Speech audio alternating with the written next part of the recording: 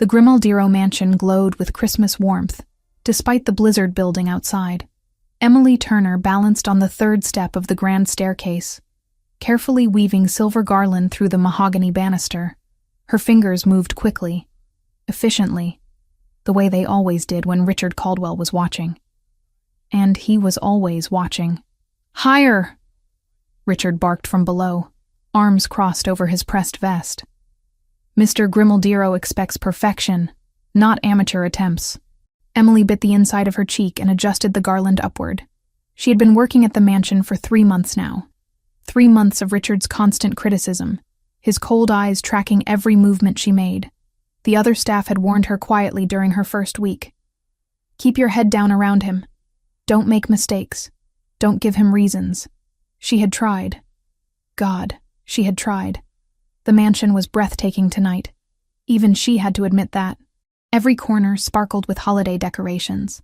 White lights draped across doorways. Poinsettias lined the hallways in crystal vases. The scent of pine and cinnamon filled the air from the enormous tree in the main living room. Everything prepared for the Christmas Eve dinner Nicholas Grimaldiro would host for his business associates. Emily had never met most of them. She saw them occasionally, men in dark suits who spoke in low voices and never smiled. Men who made the other staff move faster, quieter, nearly invisible. "The vase," Richard snapped. "Move it to the center of that table. Now." Emily climbed down carefully and crossed to the console table where an antique Italian vase sat. She knew it was expensive. Everything in this house was expensive. The kind of wealth she had only seen in magazines before taking this job. She lifted the vase with both hands, feeling the weight of it, the delicate craftsmanship of the painted porcelain. 3 months without a single mistake. 3 months of proving herself despite Richard's obvious disdain. Her foot caught the edge of the garland she had dropped earlier. Time slowed. The vase slipped from her grip. She lunged forward, fingers grasping at air. The sound of it shattering against the marble floor echoed through the entrance hall like a gunshot. Silence crashed down afterward. Heavy, suffocating silence. Emily stared at the broken pieces scattered across the pristine floor. Blue and white porcelain fragments mixed with the silver garland. Her heart hammered against her ribs. "You clumsy, incompetent fool." Richard's voice was quiet. That made it worse somehow. Emily had heard him yell at other staff members before. This cold fury was different. "I'm sorry," she said immediately, dropping to her knees. "I'm so sorry. I'll clean it up right now. Do you have any idea what that vase was worth?" Richard stepped closer, looming over her. 17th century. Brought from Milan by Mr. Grimaldiro's grandfather. Irreplaceable. Emily's hands shook as she tried to gather the larger pieces. "I didn't mean to. It was an accident, please." "An accident?" Richard's laugh was harsh. "You've been nothing but a liability since the day you arrived. I told Mr. Grimaldiro hiring someone so young was a mistake. 19 years old. No references worth mentioning. No family to vouch for character." The words stung more than they should have. Emily kept her eyes on the broken porcelain. "I'll pay for it. However long it takes, I'll pay for it." Richard crouched down, his voice dropping to a venomous whisper. "With what? Your pathetic salary? It would take you 5 years to cover the value of what you just destroyed." Emily fought back tears. She wouldn't cry, not in front of him. "Please, just let me fix this. I'll work extra hours. I'll do anything." "You'll leave." Richard stood abruptly. "Right now. Get out of this house." Emily's head snapped up. "What?" "You heard me." Richard smoothed his vest with sharp, precise movements. "You're fired. I want you off this property immediately." "But..." Emily scrambled to her feet. "It's Christmas Eve. There's a blizzard outside. I don't have..." "Not my concern." Richard turned toward the coat closet near the front door. "You should have thought about that before destroying priceless property." Panic clawed at Emily's throat. Outside, wind howled against the windows. Snow had been falling heavily for hours. The weather reports had warned everyone to stay indoors. Temperature was already below 0, with wind chill making it dangerous. "Mr. Caldwell, please." Emily hated how her voice shook. "I can't go out in that." Just let me wait until morning, or until the storm passes. I said now. Richard pulled open the front door. Arctic air blasted into the entrance hall. Snow swirled in, dusting the marble floor.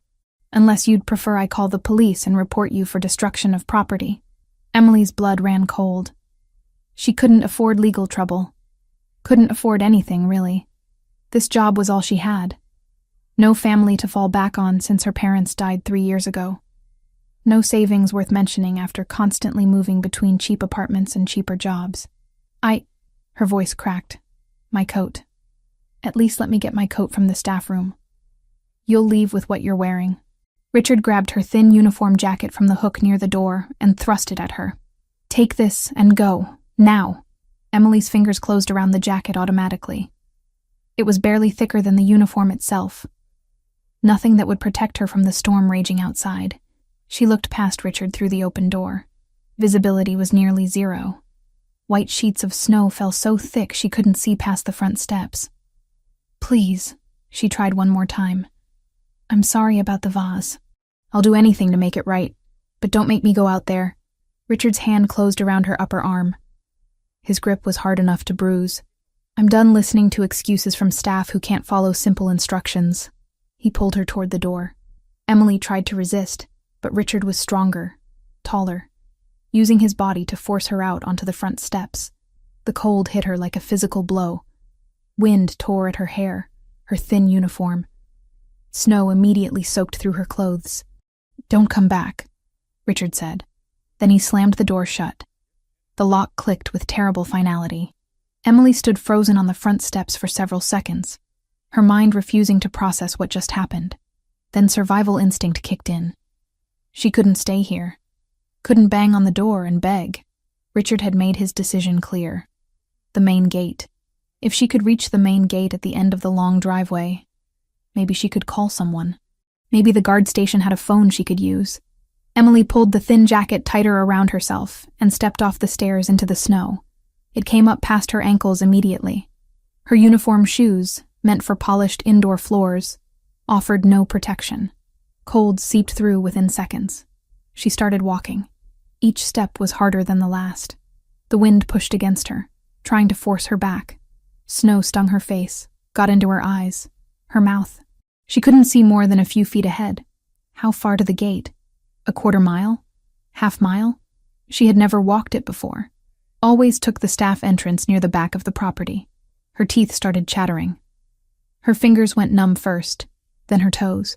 She wrapped her arms around herself and kept walking.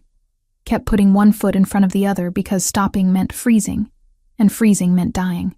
The driveway stretched endlessly ahead. Or maybe she was walking in circles. Everything looked the same through the curtain of white. Trees appeared like dark ghosts on either side. The wind howled louder, drowning out every other sound. Emily's legs began to feel heavy. Distant alarm bells rang in the back of her mind. Hypothermia. She had read about it once. Your body starts shutting down, redirecting blood to vital organs. Extremities go first. Then confusion sets in. Then you stop feeling cold at all, which is when you're really in trouble. She stumbled over something hidden beneath the snow. Her knees hit the ground hard. Pain shot up her legs but felt muted, far away. She tried to stand. Her legs wouldn't cooperate properly. Get up. Get up. Get up. Emily forced herself upright, using a nearby tree for support. The bark was rough under her numb fingers. She clung to it for a moment, trying to catch her breath, trying to figure out which direction to go. Movement was getting harder. Her body felt sluggish, unresponsive. She couldn't feel her feet anymore. Couldn't feel her hands. Just bone-deep cold that seemed to reach into her chest, squeezing her lungs. Maybe just rest for a minute. Just 1 minute. Emily sank down against the tree trunk. The snow beneath her was almost soft. Almost comfortable. Her eyes drifted closed. Inside the mansion, Nicholas Grimaldiero pushed through the front door at exactly 7:15. He was late returning from his meeting downtown. The roads had been a nightmare. Visibility near zero, but his driver had managed to get them back safely. He shrugged out of his coat, snow dusting the shoulders of his black suit. The entrance hall was immaculate as always. Decorations perfect. Everything in its place for tonight's dinner. But something felt wrong. Nicholas couldn't put his finger on it immediately. He scanned the hall, the staircase, the pristine marble floors. Then it clicked. No coffee. Every evening at 7, Emily brought him coffee in his study. Ethiopian blend, no sugar, exactly the right temperature. She had never missed it once in 3 months. It was the kind of small, reliable detail Nicholas noticed. The kind that made him remember why he had approved her hiring, despite Richard's objections. "Mr. Caldwell," Nicholas called out. Richard appeared from the direction of the kitchen, his expression carefully neutral. "Mr. Grimaldiro, welcome back." "Where's Emily?" Richard's eye twitched almost imperceptibly. "Miss Turner requested to leave early this evening. Personal matters." Nicholas studied his house manager. Something in Richard's tone was off. Too smooth. Too prepared. She didn't mention anything this morning. It was rather sudden. Richard clasped his hands behind his back. She seemed quite insistent about leaving before the storm worsened. Nicholas pulled out his phone, checking the time again. 7:17. Emily lived in a small apartment 40 minutes away by commuter train. The trains had stopped running an hour ago due to weather. How did she get home? I'm not certain. She left through the front entrance. The front entrance. Staff always used the side door near the kitchen. Nicholas's jaw tightened. When exactly did she leave? Perhaps 45 minutes ago? 45 minutes. In this storm.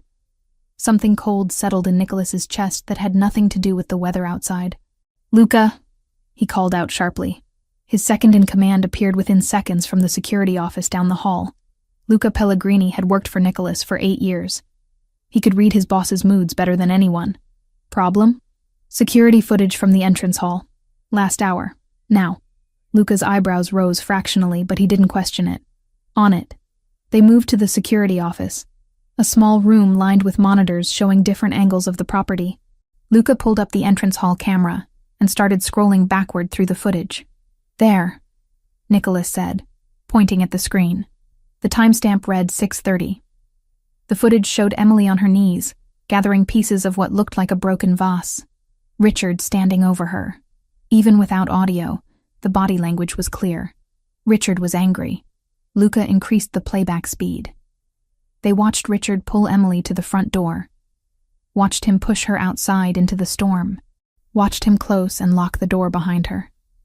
The office went deadly quiet.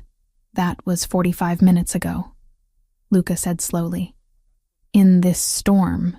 Nicholas was already moving. He kicked off his dress shoes and grabbed the thermal coat from the emergency closet. Luca was right behind him, pulling on boots and grabbing a high-powered flashlight. "Call the medical team," Nicholas ordered as they reached the front door. "Have them standing by." He yanked the door open. The storm had worsened if that was possible. Wind nearly tore the door from his grip. Snow swirled in thick waves, reducing visibility to almost nothing. "She would have headed for the gate," Luca shouted over the wind. They ran down the driveway, flashlight beam cutting through the white darkness. Nicholas's heart pounded against his ribs. 45 minutes. In this temperature. With inadequate clothing. She could already be dead. No. He refused to accept that. Emily was strong. Resilient. He had seen it in the way she handled Richard's constant criticism without complaint, the way she worked efficiently without cutting corners, the way she smiled at other staff members even when exhausted, the way her blue eyes had met his on her first day, clear and direct. When she thanked him for the job opportunity, most people couldn't hold his gaze. She had. There. Luca's voice cut through his thoughts. The flashlight beam illuminated a dark shape against a tree about 50 feet ahead. They ran toward it, snow making each step difficult. Emily was slumped against the trunk, head tilted forward, snow gathering on her shoulders and hair. Her lips had a blue tint. Her skin was pale, almost gray. Nicholas dropped to his knees beside her, pressing 2 fingers against her neck. Pulse. Faint, but present. "Emily." He shook her shoulder gently. No response. He shook harder. "Emily, can you hear me?" Her eyelids fluttered but didn't open. "She's hypothermic," Luca said grimly. "We need to move fast." Nicholas didn't hesitate. He slipped his arms under her knees and shoulders, lifting her against his chest. She weighed almost nothing. The cold radiating from her body was frightening. They ran back toward the mansion. Luca ahead with the flashlight, Nicholas carrying Emily, holding her as close as possible to share body heat. Her head lolled against his shoulder.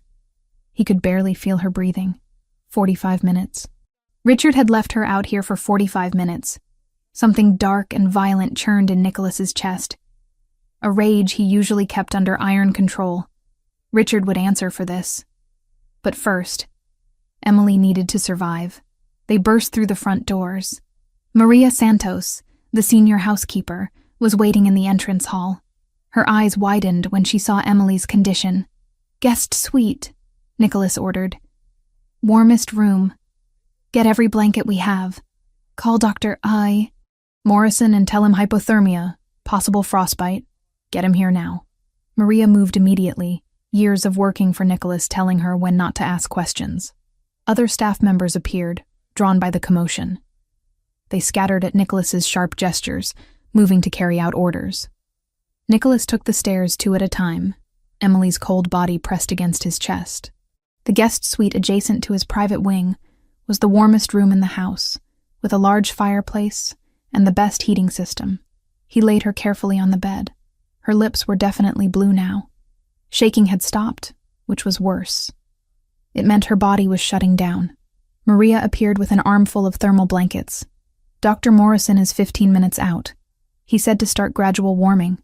Nicholas began removing Emily's snow-soaked jacket and shoes. Her skin was like ice beneath his fingers. He wrapped her in layer after layer of blankets, tucking them around her carefully. The fireplace roared to life as Luca got it going. Heat began filling the room slowly. "Out," Nicholas said quietly to everyone except Maria. "Now." The room cleared. Nicholas sat on the edge of the bed, watching Emily's face for any sign of consciousness. Her breathing was shallow. Pulse still too faint. "Is she going to be okay?" Maria asked softly. Nicholas's jaw was tight. "She has to be." 15 minutes felt like hours. Finally, Dr. Morrison arrived, his medical bag in hand. He examined Emily quickly, efficiently. Checked her vitals, her core temperature, looked at her fingers and toes for frostbite. "She got lucky," he said finally. "Another 10 minutes and we'd be looking at permanent damage or worse. As it is, she'll need close monitoring for the next 48 hours. Any sign of confusion, irregular heartbeat, or if her temperature drops again, call me immediately." "I'm not leaving her," Nicholas said. Dr. Morrison nodded as if he expected that answer. "Keep her warm. When she wakes up, warm liquids, nothing too hot. Her body needs to recover gradually." After the doctor left, Nicholas pulled a chair close to the bed and sat down. He watched the steady rise and fall of Emily's chest under the blankets. Watched color slowly return to her face as her body temperature climbed back toward normal. Downstairs, he knew Richard was still in the house, still going about his duties as if nothing had happened, as if he hadn't left a 19-year-old girl to freeze to death over a broken vase. Nicholas pulled out his phone and sent a single text to Luca. "Gather all staff in the main hall. Now."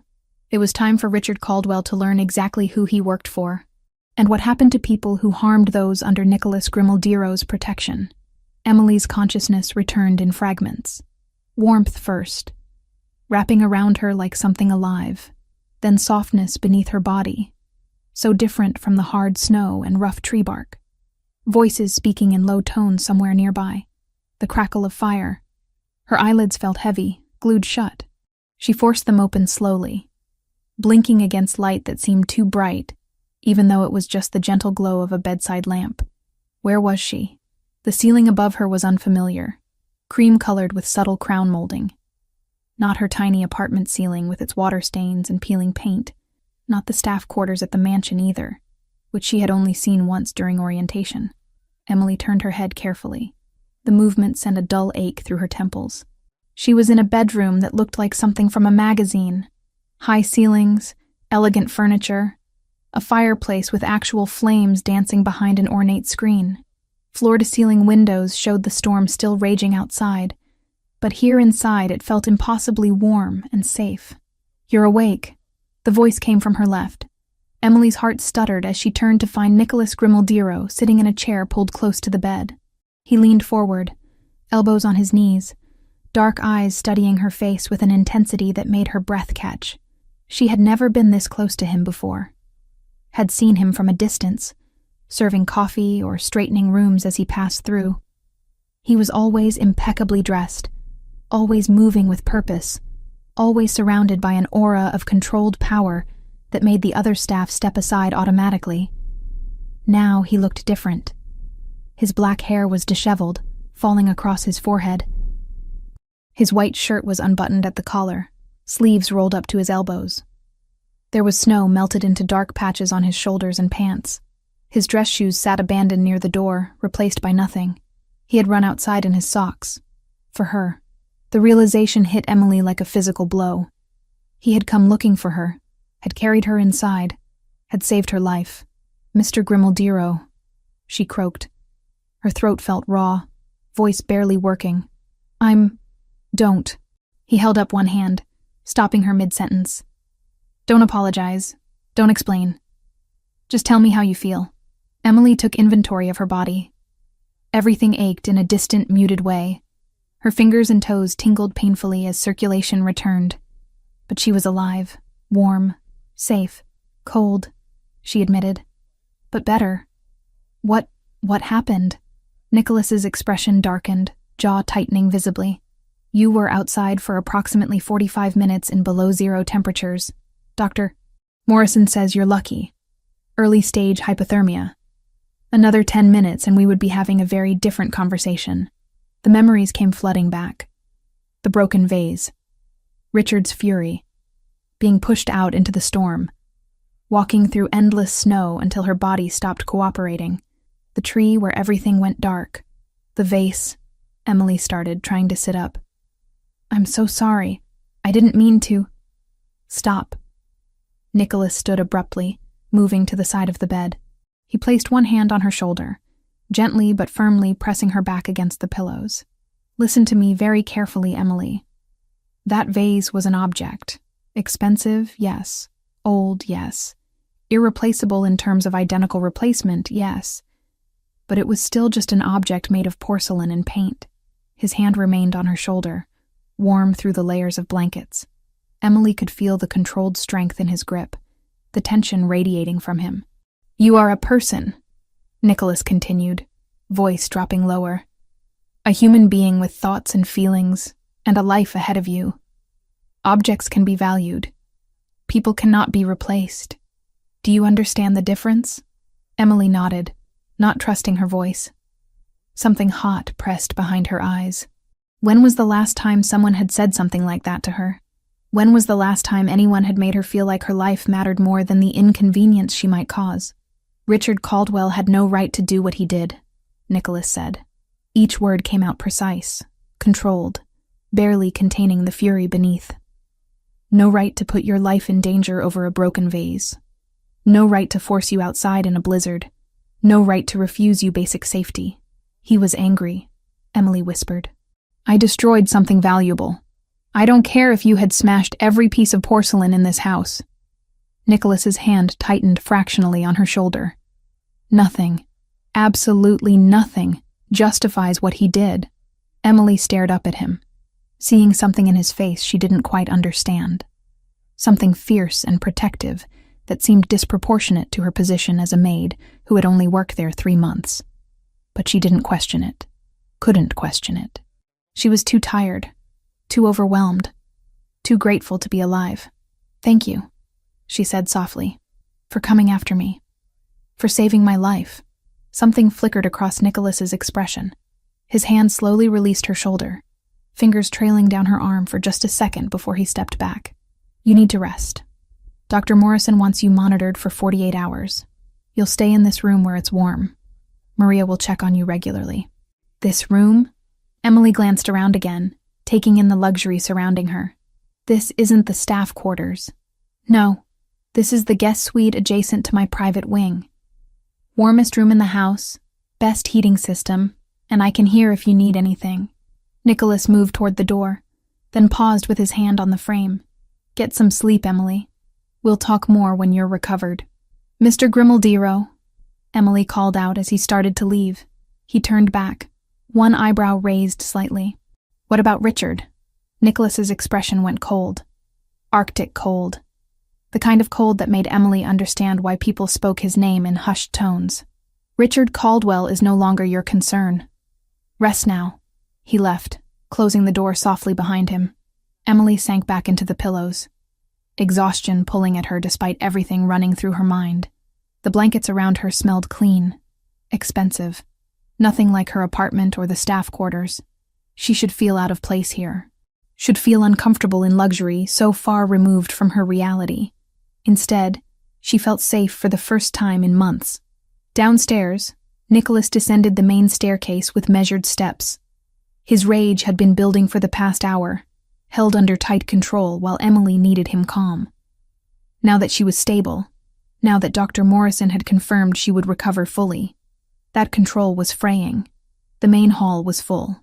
Every member of the household staff stood assembled, from the kitchen workers to the security team to the cleaning crew. They lined the walls, standing at attention, sensing something significant was about to happen. Luca stood near the front, arms crossed, face impassive. Maria was there too, hands folded in front of her, eyes worried. And in the center of it all, Richard Caldwell stood alone. His earlier composure had cracked around the edges. Sweat beaded on his forehead despite the cool temperature. His hands were clasped behind his back, but Nicholas could see them trembling slightly. Good. He should be afraid. Nicholas reached the bottom of the stairs and stopped, surveying his assembled household. Silence pressed down heavy and absolute. No one spoke. No one moved. They barely seemed to breathe. For those who don't know, Nicholas began, voice carrying easily through the space. Emily Turner was found outside on the property approximately an hour ago. She was suffering from hypothermia and near death. Gasps rippled through the staff. Eyes widened. People glanced at each other, then quickly back to Nicholas. This happened because she was forced outside into a blizzard by the man standing before you. Nicholas gestured toward Richard. Mr. Caldwell decided that a broken vase was worth more than a human life, that his personal anger justified attempted murder. It wasn't, Richard started. Speak again without permission, and I'll have Luca remove you. Nicholas cut him off sharply. Right now you listen. Richard's mouth snapped shut. A muscle jumped in his jaw, but he remained silent. Nicholas began to pace slowly, hands in his pockets, every inch of him radiating controlled menace. Let me be absolutely clear about how things work in my household. I don't care what position you hold. I don't care how long you've been here. I don't care about your grievances or your justifications. If you work under this roof, you treat every other person here with basic human decency and respect. He stopped in front of Richard, close enough that the older man had to tilt his head back to maintain eye contact. You violated that in the worst possible way. You endangered someone I am responsible for, someone who trusted that working here meant safety, not violence. She broke. Richard tried again. A vase. Nicholas's voice dropped to something dangerous. You're genuinely standing here trying to justify attempted manslaughter over a decorative object. Do you understand how that sounds? Richard's face flushed red. I have served this family for 15 years. I have maintained standards, kept order, ensured perfection. You've been a tyrant who confused fear with respect, Nicholas interrupted. I've heard the stories, Richard. How you treat staff you consider beneath you. The verbal abuse, the impossible standards, the constant criticism. I tolerated it because you were efficient, and I mistakenly believed some harshness kept people sharp. He took a step closer. Richard automatically stepped back. But this? Forcing a 19-year-old girl to freeze to death over an accident? That crosses every line that exists. You're done here. Maria made a small sound. Several staff members exchanged glances. Richard's face went from red to white in seconds. You can't fire me, Richard said, voice shaking. I run this household. Without me, everything falls apart. You are fired, Nicholas stated flatly. Effective immediately. Luca will escort you to your quarters. You have 15 minutes to collect your personal belongings. Nothing that belongs to this house leaves with you. After that, You'll be driven to wherever you choose to go within the city limits. You are never to return to this property. If you do, you'll be arrested for trespassing. This is insane. Richard's composure shattered completely. Over some maid? Some nobody who can't even do her job properly? You're destroying 15 years of loyalty for her? Nicholas leaned in close, voice dropping to barely above a whisper that somehow still carried through the silent hall. That nobody, as you call her, is a human being who deserves basic safety. Something you clearly cannot comprehend. Your 15 minutes started the moment you raised your voice to me. I suggest you don't waste them. Luca moved forward, positioning himself behind Richard. 2 security guards flanked them. The message was clear. This wasn't a negotiation. Richard looked around the assembled staff as if searching for support. No one met his eyes. They had all seen the security footage by now, had all heard what happened. Whatever authority Richard once commanded had evaporated the moment Nicholas spoke against him. You'll regret this, Richard said quietly, venom dripping from every word. I promise you that. Nicholas's expression didn't change. Are you threatening me in my own home? Richard's jaw worked, but no sound came out. Finally, he turned sharply and walked toward the staff wing, Luca and the guards following. The sound of their footsteps faded into the distance. Nicholas turned back to the assembled staff. Most looked shocked. Some looked relieved. Maria looked like she might cry. The rest of you, Nicholas said, voice returning to normal volume, are dismissed. Dinner preparations should continue as planned. Tonight's event is still happening. I expect everything to proceed smoothly. People began to disperse, whispers breaking out as soon as they felt far enough away to speak safely. Nicholas gestured to Maria, who approached cautiously. Maria Santos, Nicholas said. You've been here longer than Richard. 12 years, correct? 15, sir. Maria corrected quietly. I started the same year Mr. Caldwell did. Then you know how this household runs. You know the standards expected, the routines that need maintaining. Nicholas studied her carefully. I'm promoting you to house manager effective immediately. You'll oversee all domestic operations. Your salary will reflect the new position. Can you handle it? Maria's eyes widened. Yes, sir. Of course. But Emily, is she? She'll recover fully, Nicholas said. Dr. Morrison confirmed it. But she'll need care over the next few days. I'm trusting you to check on her regularly. Make sure she has everything she needs. Absolutely. Maria's expression softened. That poor girl. What she must have gone through. Make sure the other staff know she's under my direct protection now, Nicholas added. Anyone who treats her poorly will answer to me personally. Maria nodded, understanding the weight behind those words. I'll make sure everyone knows, sir. After Maria left to begin her new duties, Nicholas stood alone in the entrance hall. The broken vase had been cleaned up at some point, every fragment removed, floor polished until no evidence remained, as if it had never existed.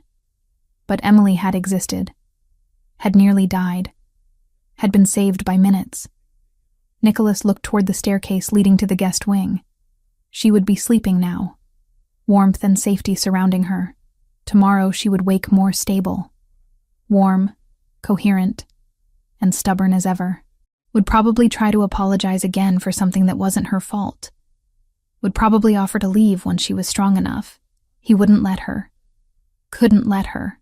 Not until he was absolutely certain she was safe and recovered. Not until he understood this protective instinct that had driven him out into a blizzard for someone who was supposed to be just another employee. Nicholas climbed the stairs slowly, stopping outside the guest suite. He opened the door quietly, just enough to look inside. Emily was asleep, her face peaceful in the warm glow of the fireplace.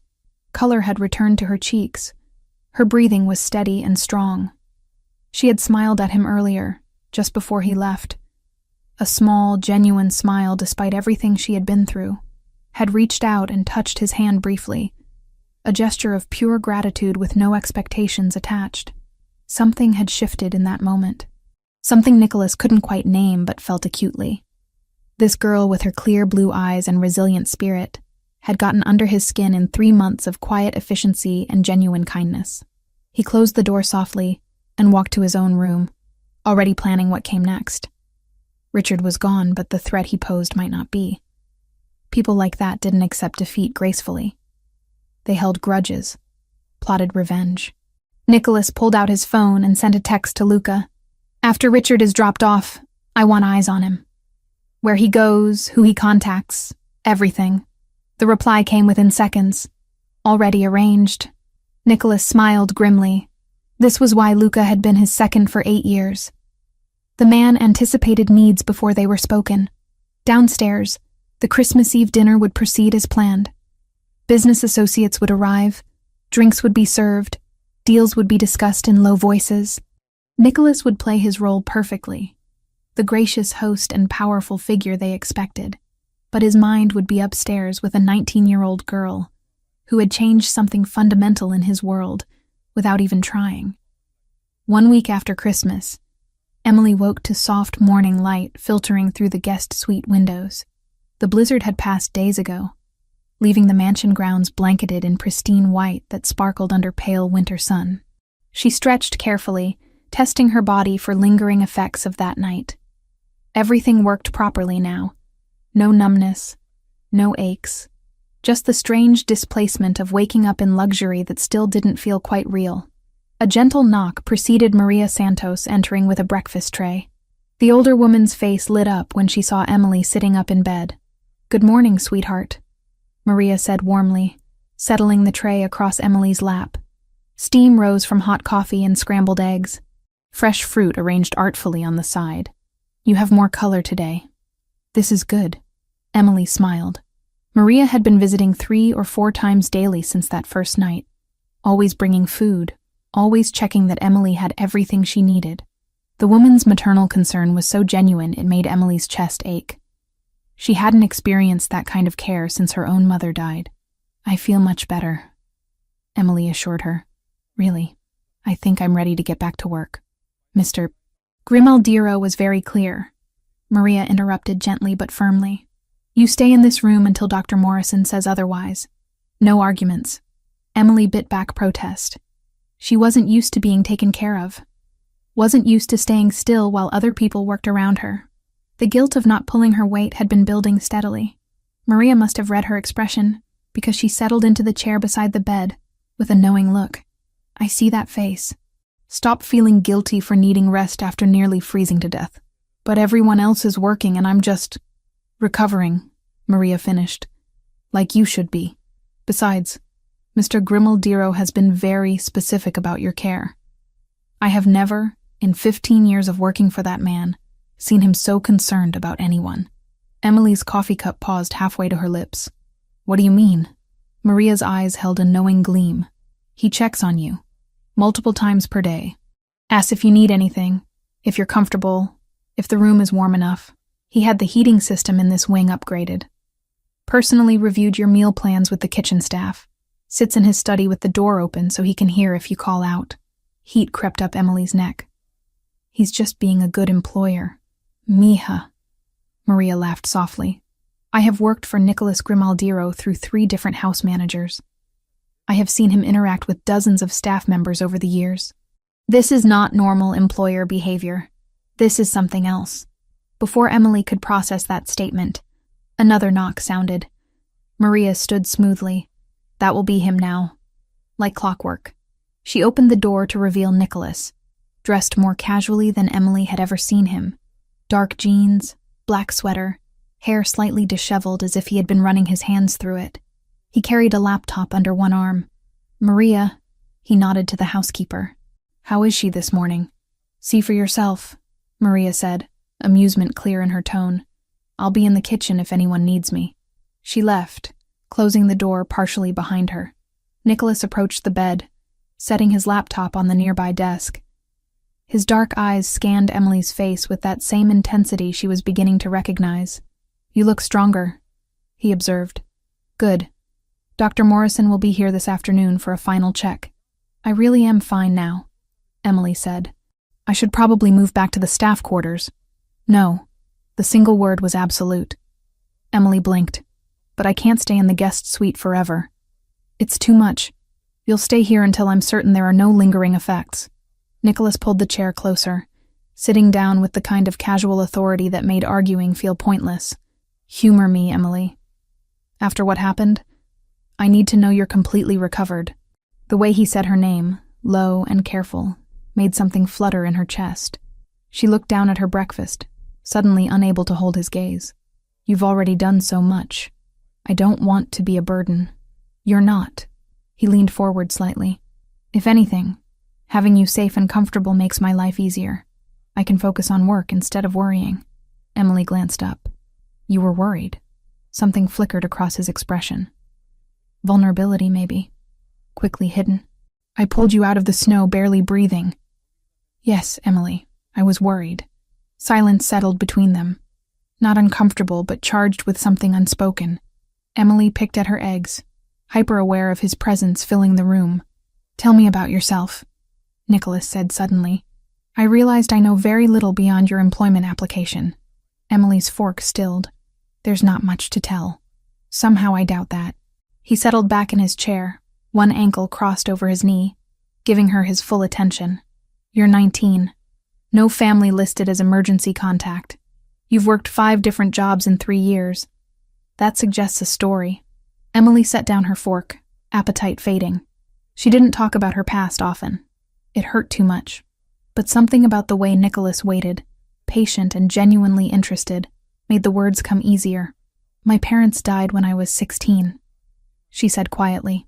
Car accident. Black ice on the highway. They both died on impact. I was at school when the police came. Nicholas's expression softened. I'm sorry. I didn't have other family. My dad was an only child. Mom's parents passed when I was young. So I ended up in foster care for 2 years until I aged out. Emily traced the pattern on the blanket. The system isn't great for teenagers. I bounced between 3 different homes. None of them were terrible, but none of them were home either. And when you turned 18, I got my own apartment, smallest, cheapest place I could find. Started working whatever jobs I could get. Restaurants mostly, some retail. I was saving money for community college, but... She shrugged. Life kept happening. Rent increases. Medical bills when I got sick. Car repairs until the car died completely. Nicholas listened without interrupting. No judgment in his eyes. No pity. Just attention, and what looked like understanding. 3 months ago, I saw the posting for this position, Emily continued. Live-in maid at a private residence.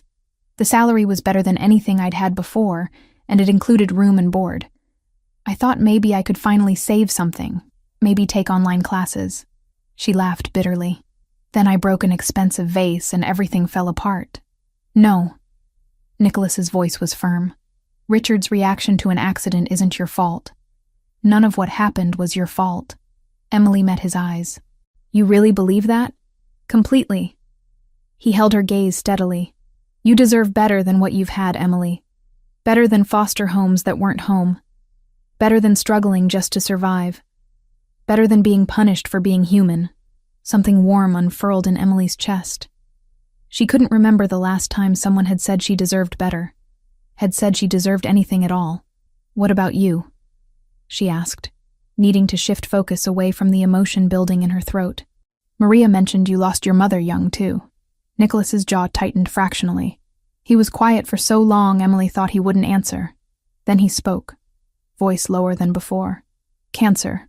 I was 15. She fought for 2 years, but it was aggressive. He stared toward the window, seeing something Emily couldn't. My father threw himself into work afterward. He was already distant, but after she died, he became absent completely. I raised myself from 15 onward. I'm sorry, Emily said softly. That must have been lonely. It was. He turned back to her. But it taught me to be self-sufficient.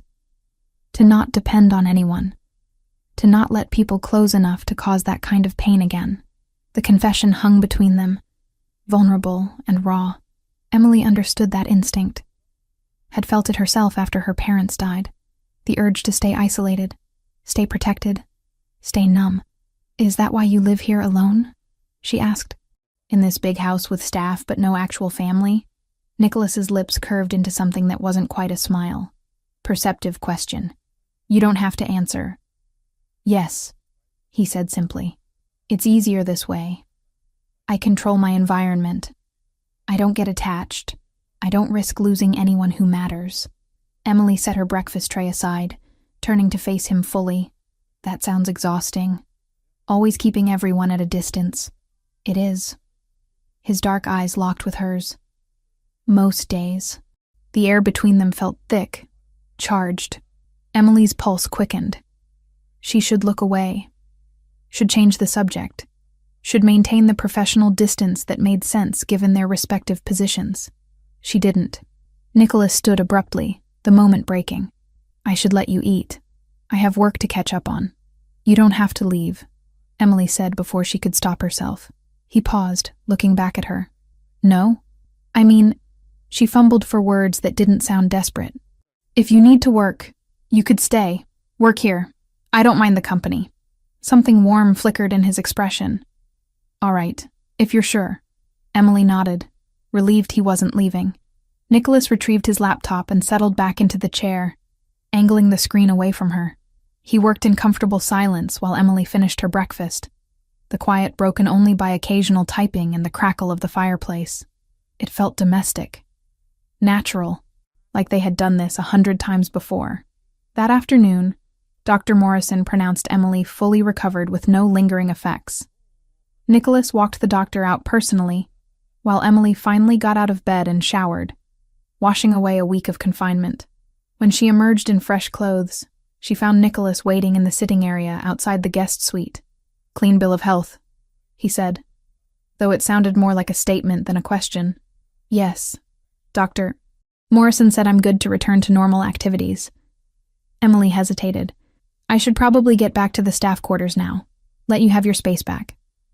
About that, Nicholas gestured for her to sit in the chair across from him. I have a proposition. Emily sat, curious and slightly nervous. What kind of proposition? I've been thinking about your position here. Before the incident, you were working as general household staff under Richard's supervision. Nicholas leaned forward, elbows on his knees. That position no longer exists. Maria Santos is now house manager. She needs someone she can trust to help coordinate the domestic operations. I'm offering you that position. Emily's eyes widened. Me? But I've only been here 3 months. 3 months where you've shown reliability, attention to detail, and the ability to handle difficult circumstances with grace. Nicholas ticked off points on his fingers. Maria likes you. The other staff respect you. And frankly, after what happened, I want people in management positions who I know won't abuse their power. What would the job entail? Working directly with Maria on household scheduling, staff coordination, supply management?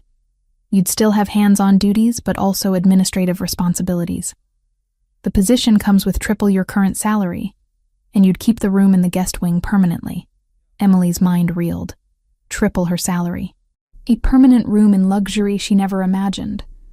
Working alongside Maria instead of under Richard's constant criticism. It was more than she had dared hope for. Why? She asked. Why are you doing this for me? Nicholas was quiet for a moment, his expression unreadable. Because you deserve the opportunity. Because I need people I can trust in my household. And because... He paused, seeming to choose his words carefully. Because I want you to stay. Here. Where I know you're safe. The last part was said so quietly Emily almost missed it. But she heard. Felt the weight of those words settle between them. I accept, she said. And thank you. For everything. I won't let you down. I know you won't. Nicholas stood, extending his hand. Emily took it, feeling the warmth and strength of his grip. He held on slightly longer than a professional handshake warranted, thumb brushing against her knuckles before releasing. The days that followed established a new rhythm. Emily moved into her new role, learning from Maria, who proved to be patient and encouraging. The older woman taught her the household systems, introduced her properly to all the staff, and gradually handed over responsibilities as Emily grew more confident. The other staff members adjusted quickly to the change. Some because they genuinely liked Emily, others because they recognized Nicholas's clear favor toward her and knew better than to cause problems. Word had spread about Richard's firing, about why it happened, about the security footage that showed everything. No one wanted to risk similar consequences. Emily noticed Nicholas spending more time at the mansion. He had meetings in his study instead of going downtown. Worked from the library instead of his office building. He joined breakfast most mornings, their conversations ranging from current events to books they had read to childhood memories that were easier to share now. She also noticed increased security, more guards patrolling the grounds, new cameras installed in previously unmonitored areas, additional checkpoints at the gates. When she asked Maria about it, the older woman just said that Mr. Grimaldiro took safety seriously, especially in winter when break-ins increased. Emily didn't push. She trusted Nicholas's judgment. If he felt additional security was necessary, she believed he had good reasons. What she didn't know was that in a small apartment across the city, Richard Caldwell sat surrounded by papers and photographs, planning his revenge, or that he had made contact with Alessandro Bianchi, head of the 'Ndrangheta organization that controlled half the ports Nicholas's businesses relied on, or that detailed floor plans of the mansion were currently being studied by men who specialized in making problems disappear. In his study, Nicholas reviewed reports from Luca about Richard's movements, every meeting tracked, every phone call recorded, every contact analyzed. The picture forming was dangerous. Richard wasn't just angry. He was actively working with Nicholas's enemies, feeding them information, helping them plan something big. Nicholas made subtle preparations, reinforced security, briefed his most trusted people, put emergency protocols in place. But he kept Emily insulated from it all. She had been through enough, deserved to feel safe and settled in her new position, deserved to smile without fear shadowing her eyes. He watched her now through his study window, crossing the snow-covered courtyard with Maria, both women laughing about something. Emily's blue eyes sparkled in the winter sun. Her cheeks flushed pink from cold. She looked happy, healthy, alive. Something fierce and protective surged through Nicholas's chest. Whatever Richard and Bianchi were planning, they wouldn't touch her. He would burn the entire city down before he let anyone hurt Emily Turner again. Luca appeared in the doorway. "Boss, we've got confirmation. Bianchi's men were seen at 3 different locations surveilling your routes. They're planning something." Nicholas turned from the window, his expression going cold and hard. "Double the perimeter security. I want eyes on every approach to this property." "And Luca?" "Yeah, boss. Emily is priority 1. If anything happens, she gets to the safe room first. Everything else is secondary." Luca nodded, unsurprised. "Understood." After his second left, Nicholas returned to the window. Emily had gone inside, but he could still see her smile in his mind, could still hear her laugh, could still feel the way his world had shifted the moment he pulled her from the snow.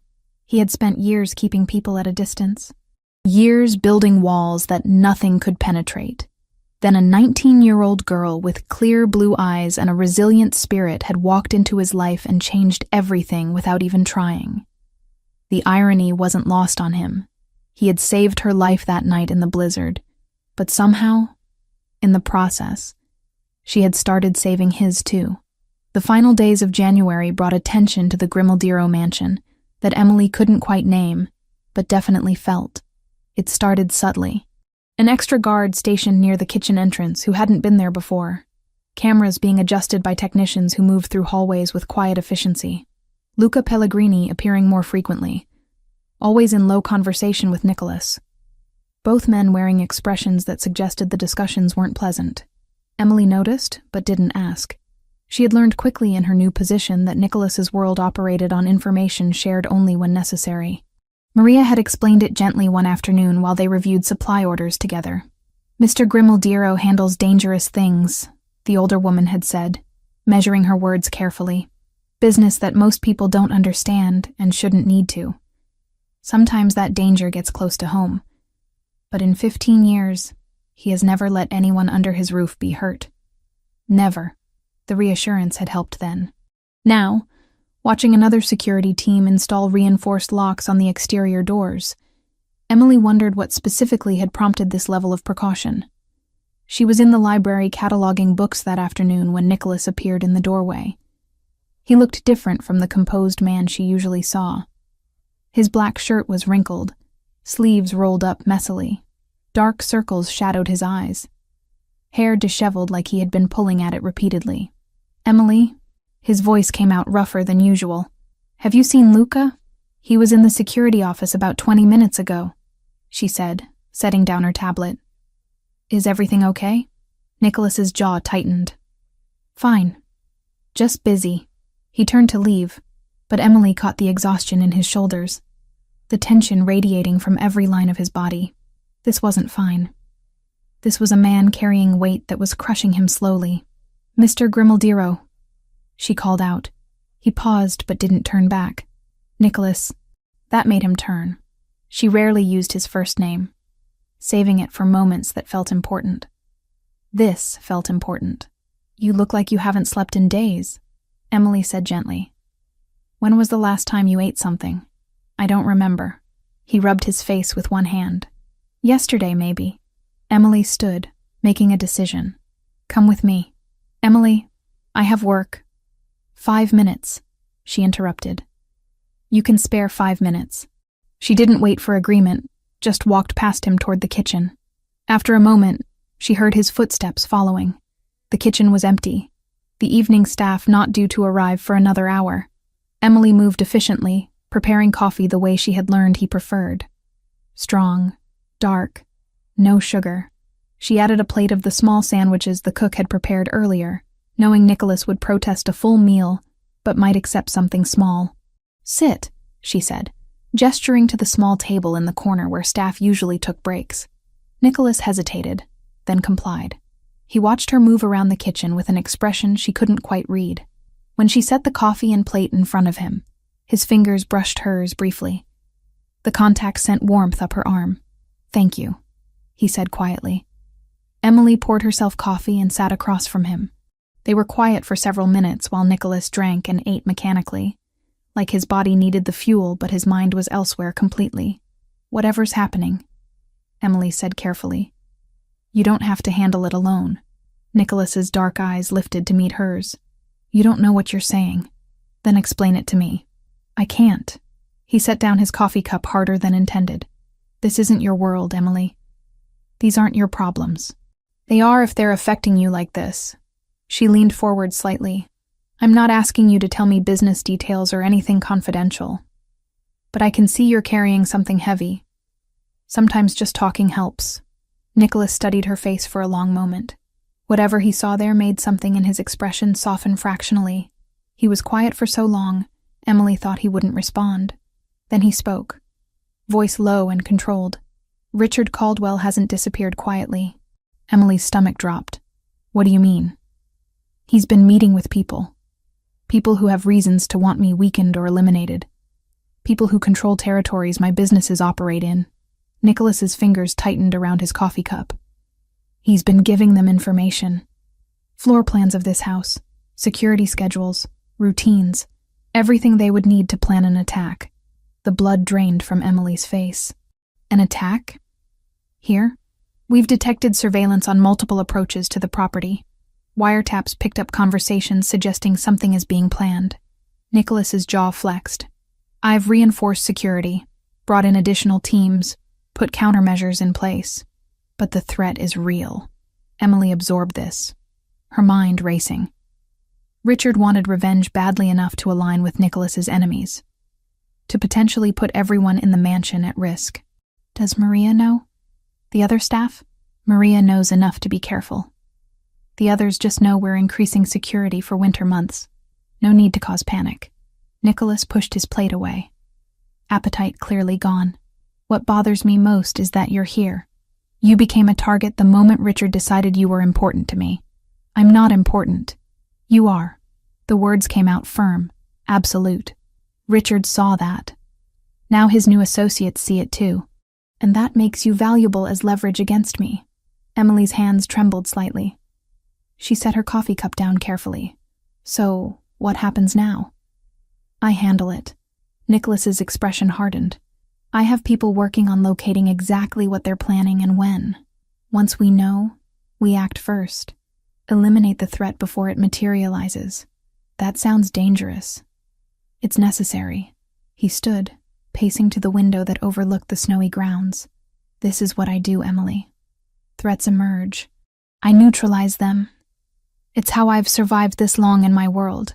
Emily watched him, seeing the tension in his shoulders, the way his hands curled into fists at his sides. This man who seemed so unshakable, so completely in control, was barely holding it together right now. The weight of protecting everyone under his roof, of making decisions that might mean life or death, of existing in a world where violence was currency. She stood and crossed to him slowly. You don't have to do it alone, though. Yes, I do. He didn't look at her. That's the price of this life. Isolation, distance, making choices no one else should have to make. That's not true. Emily stopped beside him, close enough that she could feel the heat radiating from his body. You have Luca. You have Maria. You have people who are loyal to you. They work for me. That's different from... He cut himself off. Different from what? Nicholas finally turned to face her.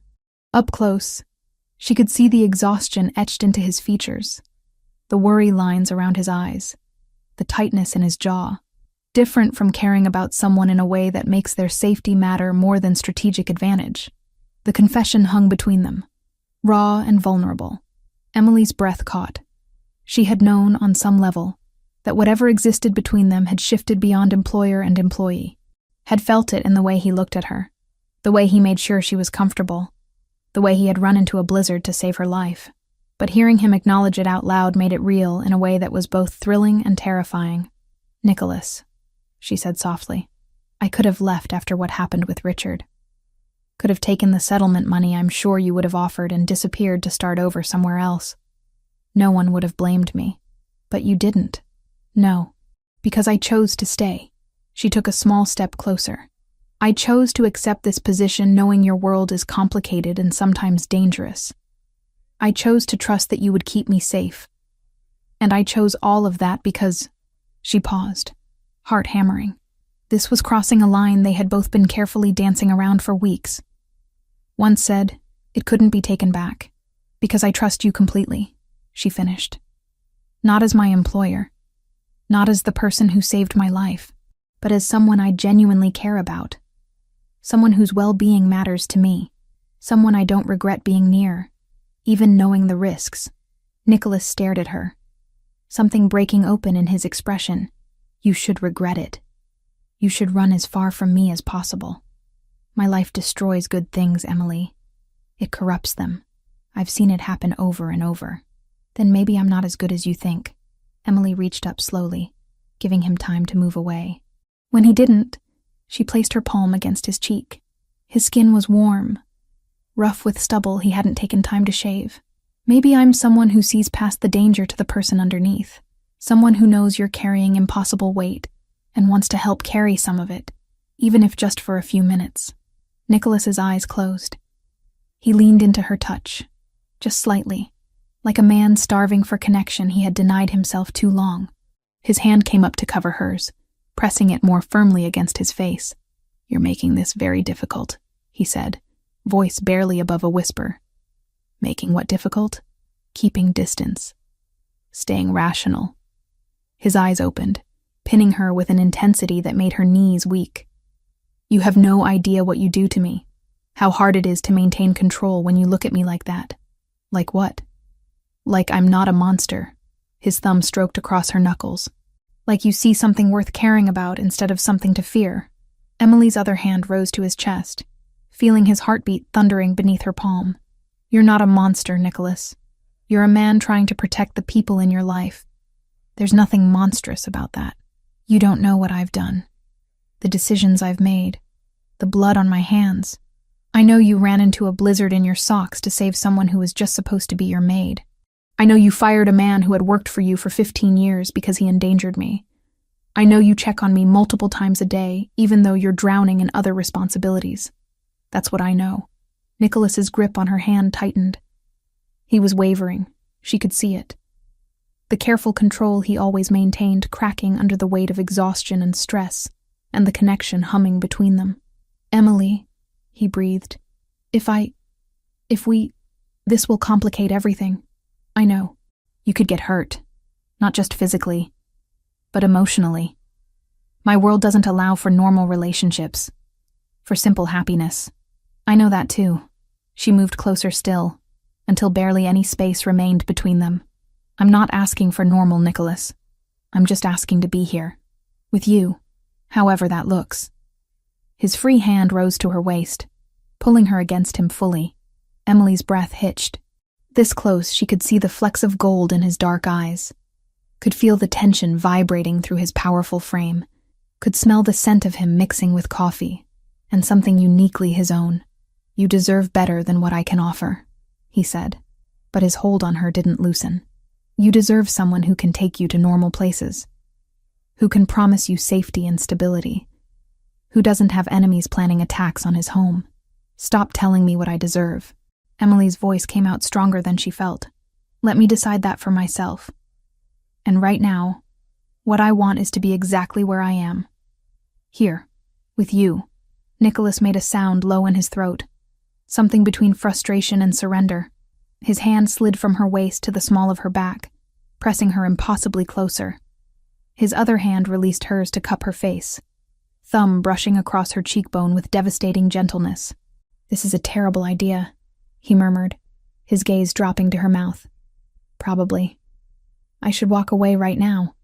But you won't. No. His forehead touched hers, breath mingling with hers in the minimal space between them.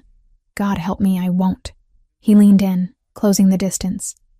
Emily's eyes fluttered shut, anticipation thrumming through every nerve. She could feel his lips hovering just above hers, could feel the moment before everything changed. Boss. Luca's voice cut through the moment like a blade. We've got a situation. Nicholas went rigid. His hands on Emily tightened reflexively for a heartbeat, before he forced himself to release her and step back. The loss of contact felt like cold water. What situation? Nicholas's voice shifted instantly. All business, despite the tension still visible in his shoulders. Luca stood in the kitchen doorway, carefully not looking at Emily. Surveillance picked up movement on the eastern perimeter. 4 men, armed, doing reconnaissance. They retreated when they spotted our cameras, but not before we got clear photos. Richard's new friends. Nicholas's expression went cold and hard. How long ago? 12 minutes. I sent a team to track, but they disappeared into the woods. Nicholas nodded once, sharp and decisive. Lock down the property. No one in or out without my direct approval. Double the guard rotation. I want eyes on every approach. Already done. Luca's gaze flicked briefly to Emily. Sir, should we... Emily is priority 1, Nicholas said before Luca could finish. If anything happens, she goes to the safe room first. Everything else is secondary. Clear? Crystal. Luca finally met Emily's eyes. Ma'am, I'll need to brief you on emergency protocols. Just precautionary. Emily nodded, trying to process everything. Armed men on the property. Reconnaissance. Safe rooms and emergency protocols. This was really happening. The abstract threat Nicholas had described was becoming terrifyingly concrete. Go with Luca, Nicholas said to her, his voice gentler now. He'll show you what you need to know. I have calls to make. Emily wanted to stay, wanted to finish the conversation they had been having, the moment they had almost shared. But she saw the shift in Nicholas's demeanor, recognized he had gone into protection mode where emotion took a back seat to strategy. Okay, she said. Be careful. Something softened in his expression for just a second. Always am. As Emily followed Luca out of the kitchen, she glanced back once. Nicholas stood at the window again, phone already to his ear, issuing orders in a low, controlled voice. He looked every inch the powerful figure people whispered about in hushed tones. Dangerous. Ruthless. Untouchable. But Emily knew better now. She had felt the man beneath that armor, had seen his vulnerability, his fear, his desperate need for connection. He wouldn't allow himself. Had almost tasted his kiss. Whatever was coming, whatever Richard and his dangerous allies were planning, Emily knew one thing with absolute certainty. She wasn't going anywhere. She had chosen to stay in Nicholas's world, with all its complications and dangers, had chosen him, and she didn't regret it for a second. The attack came at 3:47 in the morning on the first Tuesday of February. Emily woke to sounds that didn't belong in the quiet mansion. Not the usual creaks of old wood settling or wind against windows. These were sharp, purposeful sounds. Breaking glass. Shouting voices. Then the unmistakable crack of gunfire. Her body went rigid with terror. She sat up in bed, heart hammering so hard it hurt. More gunfire, closer this time. The security alarm system blared to life, red emergency lights flooding her room through the gap under the door. Emily scrambled out of bed, mind racing. The emergency protocols Luca had drilled into her 2 weeks ago flooded back. Stay in the room. Lock the door. Wait for Nicholas or Luca to come for you. Don't open for anyone else. She locked the door with shaking hands, just as footsteps pounded down the hallway outside. More shouting. Someone screaming. The sharp commands of security teams moving into position. This was real. This was actually happening. Emily backed away from the door, grabbing her phone from the nightstand. No signal. The lines had been cut or jammed. She was alone with no way to call for help and gunfire echoing through the mansion she had started thinking of as safe. The door handle rattled violently. Emily's scream caught in her throat. Then Nicholas's voice cut through her panic like a lifeline. "Emily, it's me. Open the door, now." She flew across the room, fumbling with the lock. The door burst open the second it clicked, and Nicholas was there, dressed in all black, a gun in one hand. His other hand immediately reached for her, pulling her against him. "Are you hurt?" His eyes scanned her face, her body, checking for injuries with clinical efficiency despite the chaos erupting around them. "No, I'm fine." "What's happening?" "No time." Nicholas kept his arm around her, tucking her against his side as he moved back into the hallway. "Stay close to me. Don't let go." They ran through corridors Emily barely recognized in the red emergency lighting. The sounds of fighting intensified. Glass shattered somewhere below. Men shouted orders in Italian and English. Return fire from Nicholas's security team echoed like thunder. Luca appeared at an intersection, blood streaking his temple but his expression focused and deadly calm. "East wing is secure. West wing has 2 hostiles pinned down. Maria and the others? Already in the safe room," Nicholas confirmed. "I'm bringing Emily now." They descended a staircase Emily had never used before, hidden behind what looked like a regular wall panel in the library. Down into darkness broken only by emergency lighting. The sounds of the attack faded above them, muffled by layers of concrete and steel. At the bottom, a heavy reinforced door stood open. Warm light spilled out. Nicholas ushered Emily through, and she found herself in a large underground room. Maria sat on a bench along one wall, arms around 2 younger kitchen staff members who looked terrified. 3 other household employees huddled together near supplies stacked against another wall. "Emily!" Maria stood immediately, reaching for her. "Thank God." Nicholas guided Emily to Maria, his hand lingering on her back for a moment before releasing her. "Stay here. Don't open this door for anyone but me or Luca. Understood? Where are you going?" Emily grabbed his arm, fear spiking through her. "You can't go back up there." "I have to." His dark eyes locked with hers. "This is my house, my people, my responsibility." "Nicholas, please." He cupped her face with his free hand, thumb brushing across her cheekbone. "I'll come back, I promise. But I need to know you're safe first." Before Emily could respond, he was gone. The heavy door swung shut with a sound like a tomb ceiling. Electronic locks engaged with multiple clicks. Then silence, except for the frightened breathing of the people trapped underground. Maria pulled Emily down to sit beside her. "He'll be okay. He survived worse than this." Emily wanted to believe that. Tried to. But the image of Nicholas walking back into gunfire, into danger, made her stomach twist with nausea. She had almost kissed him yesterday in the kitchen, had felt the connection between them snap into place with terrifying clarity. And now he might die before she got the chance to tell him how she really felt. Time moved strangely in the safe room. Minutes felt like hours. They heard nothing from above, the thick walls blocking all sound. Emily counted her heartbeats, then her breaths, then gave up, and just stared at the door, willing it to open with Nicholas standing on the other side. Finally, after what felt like an eternity, but was probably only 20 minutes, Locks disengaged. Everyone in the room tensed. Emily stood, positioning herself in front of Maria and the others automatically. The door swung open to reveal Nicholas, Luca behind him. Both men were disheveled, blood on their clothes, though Emily couldn't tell if it was theirs. Nicholas's eyes found Emily immediately, something in his expression relaxing when he confirmed she was unharmed. "It's over," he said. "The threat is neutralized." Relief crashed through the room like a wave. The kitchen staff started crying. Maria made the sign of the cross and whispered thanks in Spanish. Emily just stared at Nicholas, cataloging every detail. He was standing, moving, alive. "What happened?" Maria asked, finding her voice first. "Attempted breach by 8 armed men," Luca reported. "They used the floor plans and security information Richard provided to coordinate entry points. We were expecting it, so we had countermeasures in place." "Casualties?" Nicholas asked. 2 hostiles dead, 3 captured alive. The rest fled when they realized the attack was failing. Luca wiped blood from his temple with the back of his hand. Richard Caldwell was spotted in a vehicle approximately 200 yards from the east gate, coordinating communications. He escaped before we could apprehend him. Nicholas's jaw tightened, but he nodded. "The captured men? Being interrogated now. Good. I want to know exactly who sent them and what the full plan was." Nicholas turned to address everyone in the safe room. "You're all safe now. The property is secure. Please return to your quarters and try to get some rest.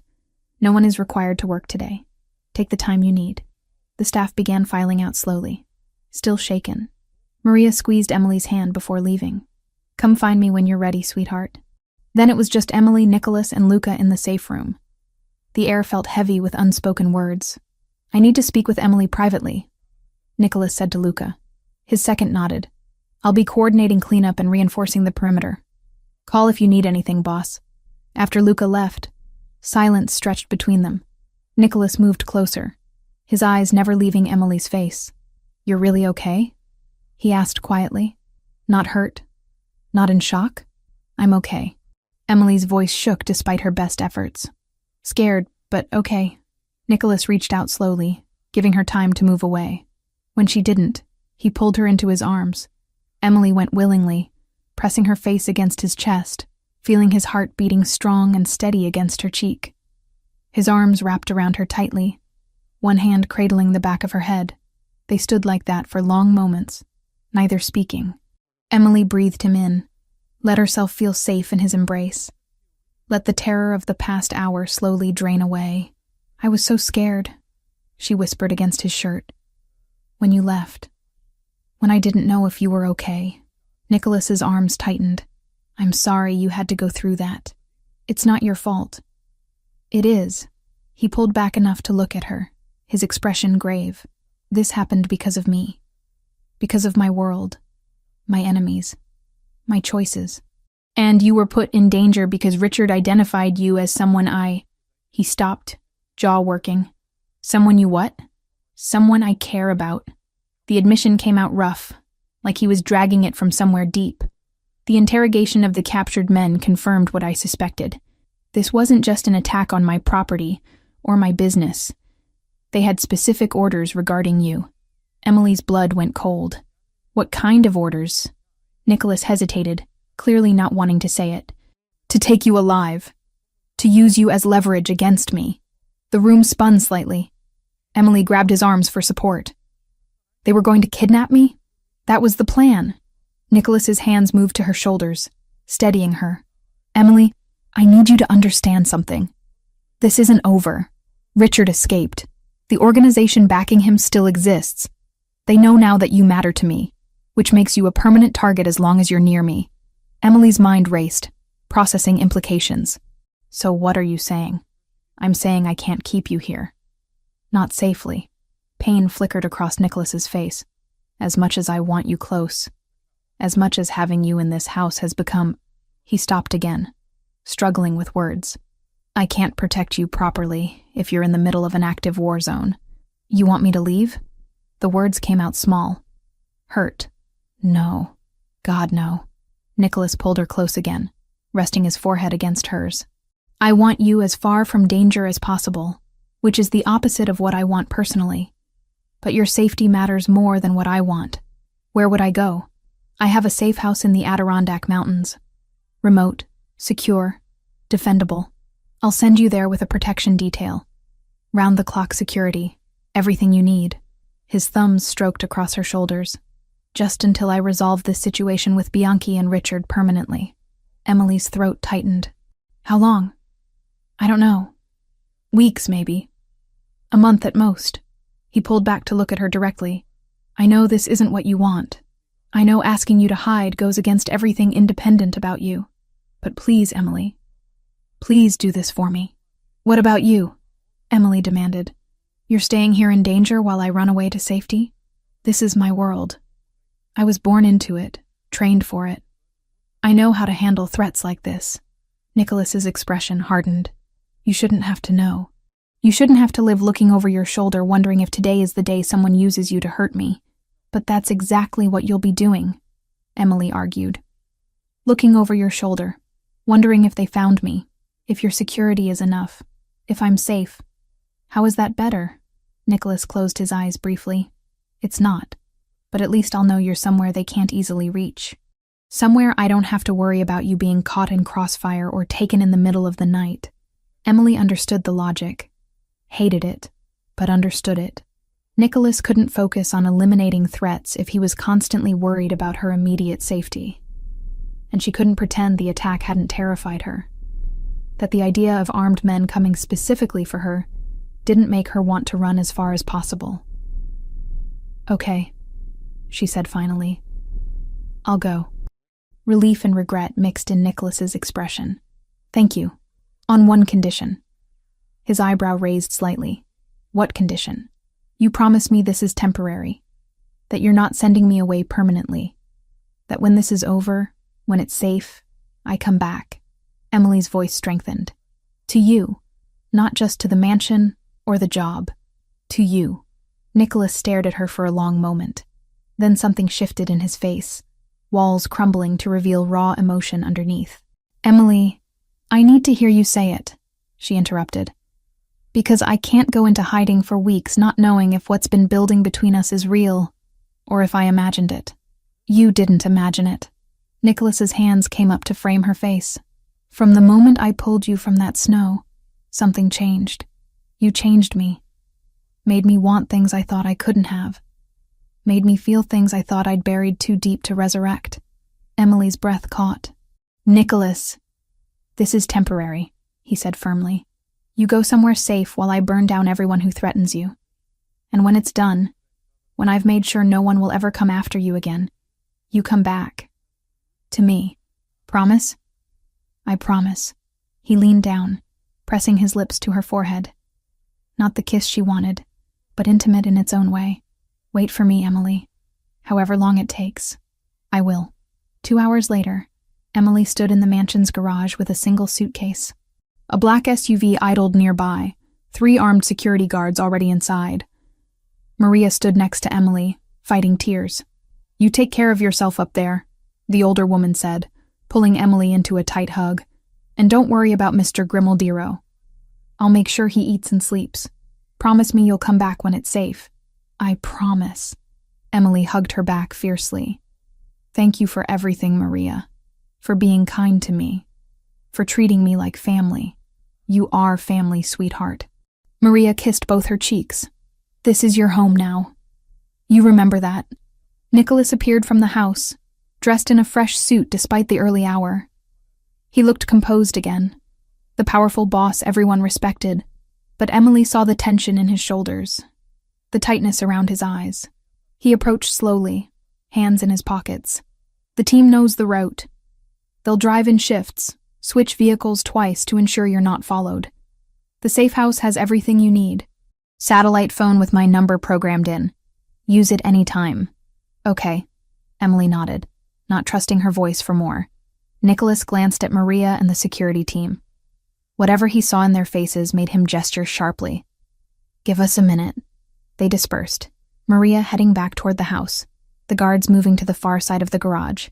Privacy in a space that wasn't truly private. Nicholas stepped closer, so close Emily had to tilt her head back to see his face. I'm not good at this. he said quietly, at goodbyes or feelings or any of it. But I need you to know. He stopped, jaw working. Emily waited, giving him time. You're not just someone I'm protecting. Nicholas finally continued. You're someone I need, someone who makes this life bearable instead of just tolerable. When this is over, when I've eliminated every threat, I'm going to ask you for something I have no right to ask. What? Emily whispered. To stay with me. Not as an employee, not out of gratitude or obligation, but as someone who chooses this life, this world. Me, knowing full well what it means. Emily's heart hammered. You don't have to wait until it's over to ask that. Yes, I do. Because right now you're scared, and I'm desperate to keep you safe. Those aren't the conditions for that kind of decision. He raised one hand, cupping her cheek with devastating gentleness. But know that's where this is heading. Know that I'm falling for you in ways that terrify me more than any attack ever could. Emily reached up, covering his hand with hers. I'm already fallen, Nicholas. Completely. This doesn't change that. His eyes closed briefly, throat working. When they opened again, they blazed with emotion he usually kept buried. Slowly, carefully, he leaned down until his forehead rested against hers. His other hand found the small of her back, pulling her flush against him. They stood like that, breathing the same air, hearts beating in rhythm. Not kissing, but something deeper. A promise without words, a connection that distance wouldn't break. I have to go, Emily finally whispered, though she made no move to pull away. I know.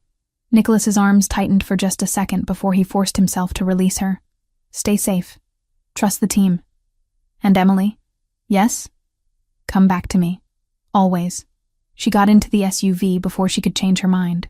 Before she could beg to stay despite the danger. The door closed with finality. Through the tinted window, she watched Nicholas stand in the garage, hands in his pockets, watching her leave. As the vehicle pulled away from the mansion, Emily pressed her palm against the glass. Nicholas raised one hand in acknowledgement, standing perfectly still until they turned the corner and he disappeared from view. Emily sank back into her seat, tears finally falling. Maria's words echoed in her mind. This is your home now.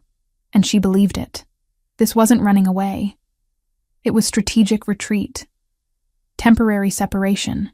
Whatever Nicholas needed to do to make them safe, she would give him the time and space to do it. Because when this was over, she was coming back. To the mansion. To Maria and the life she had started building. To Nicholas and whatever future they could forge together in his dangerous, complicated world.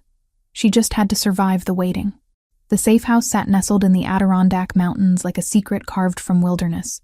Massive pine trees surrounded it on all sides, their branches heavy with February snow. The nearest town was 40 minutes away by winding mountain roads that became impassable during storms. It was beautiful, remote, and utterly isolating. Emily stood at the floor-to-ceiling windows in the main living area, watching snow fall in thick sheets. 2.5 weeks had passed since she left the mansion. 17 days of comfortable captivity. 408 hours of waiting. Not that she was counting. The safe house itself was luxurious in an understated way. Open floor plan with exposed wooden beams. Stone fireplace that roared constantly against the mountain cold. Furniture that looked rustic but felt expensive. Kitchen stocked with everything she could possibly need. 3 bedrooms, though she only used 1. State-of-the-art security system that monitored every approach. And guards. Always guards. They rotated in 8-hour shifts, staying mostly outside or in the attached garage that had been converted to their quarters. Professional, polite, invisible, unless needed. But their presence was a constant reminder of why she was here. Of the danger that made this isolation necessary. Emily's phone buzzed on the kitchen counter. She crossed to it quickly, heart jumping the way it always did when Nicholas called. They spoke every day, sometimes twice, through encrypted satellite connection that couldn't be traced or intercepted. Hello? She answered, already smiling despite herself. Emily. Nicholas's voice came through slightly distorted by the encryption but still unmistakably him. How are you? Still snowed in. Still safe. Still going slightly insane from boredom. She leaned against the counter. closing her eyes to focus on his voice. How are things there? Progressing. She heard paper rustling in the background. We located 3 of Bianchi's primary safe houses. Luca's been coordinating surveillance with our allies and the other families. Everyone's tired of the 'Ndrangheta pushing boundaries. Emily had learned more about Nicholas's world in 2 weeks of phone calls than in months of working at the mansion. He didn't hide things from her anymore. Didn't filter or protect her from the reality of his life. Maybe because the distance made it easier to be honest. Maybe because after the attack, there was no point in pretending she didn't understand what his world entailed. Any sign of Richard? She asked. Our informant spotted him twice in the past week. He's staying with Bianchi's people, probably feeling safe behind their protection. Nicholas's voice hardened. He won't feel safe much longer. Emily heard the promise in those words. The cold determination that made Nicholas Grimmeldyro someone you didn't cross. When do you move? Soon. We're gathering evidence, documentation, building a case that even Bianchi can't wiggle out of. The Council of Families is convening next week. Once I present what I have, they'll have no choice but to sanction action against the 'Ndrangheta for violating territorial agreements. Council of Families? Emily repeated. That sounds very Godfather. Nicholas actually laughed, the sound warming her despite the distance between them. It's exactly like that, actually. 5 major families who control different territories. We meet quarterly to resolve disputes, negotiate agreements, prevent all-out war. Bianchi violated several protocols when he approved the attack on my residence. That's bigger than just our personal conflict. So you're using their own rules against them. Precisely. Bianchi thinks numbers and brutality make him untouchable. He's wrong. Structure and alliances are more powerful than guns when leveraged correctly. Emily moved to the couch, tucking her legs under her. I wish I could see you. Hear about this in person instead of through a phone. Silence stretched on the other end. Then Nicholas's voice came back quieter, more intimate. I miss you too. The admission made Emily's chest tight. He didn't say things like that often. Emotions were hard for him, buried under years of training himself not to feel too deeply. When he did let something slip through, it hit harder. How much longer? She asked. Be honest with me. If everything goes as planned at the council meeting, 2 weeks, maybe 3. He paused. Richard's capture is critical. Once we have him, the threat level drops significantly. He's the one with specific knowledge about you, about the mansion, about our vulnerabilities. And you think Bianchi will just hand him over? I think when faced with sanctions from all 5 families, war on multiple fronts, and evidence of his violations, Bianchi will do whatever necessary to survive, including sacrificing Richard Caldwell. Emily absorbed this. In Nicholas's world, loyalty had limits. Survival trumped everything else. Richard had bet on Bianchi's protection, but hadn't understood how quickly alliances shifted when the cost became too high. What will you do with him? Emily asked. With Richard when you get him? Another pause. Longer this time. What do you want me to do? The question caught her off guard. Why does my opinion matter? Because this started with him hurting you, putting you in danger. Nicholas's voice roughened. You have more right than anyone to decide his fate. Emily thought about that night in the blizzard, the cold that had seeped into her bones, the terror of thinking she would die alone in the snow because she had broken a vase, the weeks of recovery, the attack that had forced her into hiding, all because Richard Caldwell couldn't control his cruelty. I don't want revenge, she said finally. I just want to be safe. I want to come home without looking over my shoulder constantly. Whatever accomplishes, that is what you should do. You're more forgiving than I am. I'm practical, Emily corrected. Killing him just makes you the bad guy in someone else's story. But if he's in prison for the rest of his life, can't hurt anyone anymore, can't feed information to your enemies, that works just as well. She heard Nicholas breathing on the other end, considering her words. You've gotten better at thinking strategically. I had a good teacher. Emily smiled. How's Maria? And the house? Maria runs everything so efficiently I'm barely needed. She asks about you every day. Sends her love. His voice warmed, talking about the older woman. The house is quiet without you. Too quiet. You could always hire another maid to knock over expensive vases. Not funny. A little funny. Emily. He said her name like a reprimand. but she heard the smile underneath. These moments were her favorite, when the weight lifted enough for him to sound almost normal, almost happy. They talked for another 20 minutes about nothing important. Books she was reading to pass time. Updates on security improvements at the mansion. The weather, of all mundane things. It was ordinary and domestic, and Emily treasured every second because it felt like the life they might have when this was over. Finally, Nicholas said he had a meeting with Luca and needed to go. Emily said goodbye, trying not to let disappointment creep into her voice. The call ended. The safe house felt emptier than before. Emily returned to the window, watching snow accumulate on the trees. Somewhere out there, Nicholas was preparing for war, gathering evidence, coordinating allies, planning the political maneuvering that would bring down his enemies without firing another shot. It was brilliant and calculated, and completely foreign to the world she had grown up in, but it was his world. And if she wanted him, if she wanted the future he had promised, she needed to accept all of it. Not just the luxury and protection, but the danger and violence and moral complexity. Could she do that? Could she build a life with someone whose decisions involved things most people never had to consider? Who solved problems with methods that existed outside normal laws? Emily pressed her palm against the cold window glass. Yes, the answer came without hesitation. Because Nicholas wasn't just the dangerous figure people feared. He was also the man who had run into a blizzard to save her, who checked on her multiple times a day, who listened when she talked about her dead parents without trying to fix her grief, who made her feel safe and seen and valued in ways no one else ever had. The complexity was part of him. She couldn't separate the protective instincts from the capacity for violence, the gentleness from the ruthlessness. They existed together, balanced precariously, making him exactly who he was. And she loved him for all of it. The realization hit her like a physical blow. Love.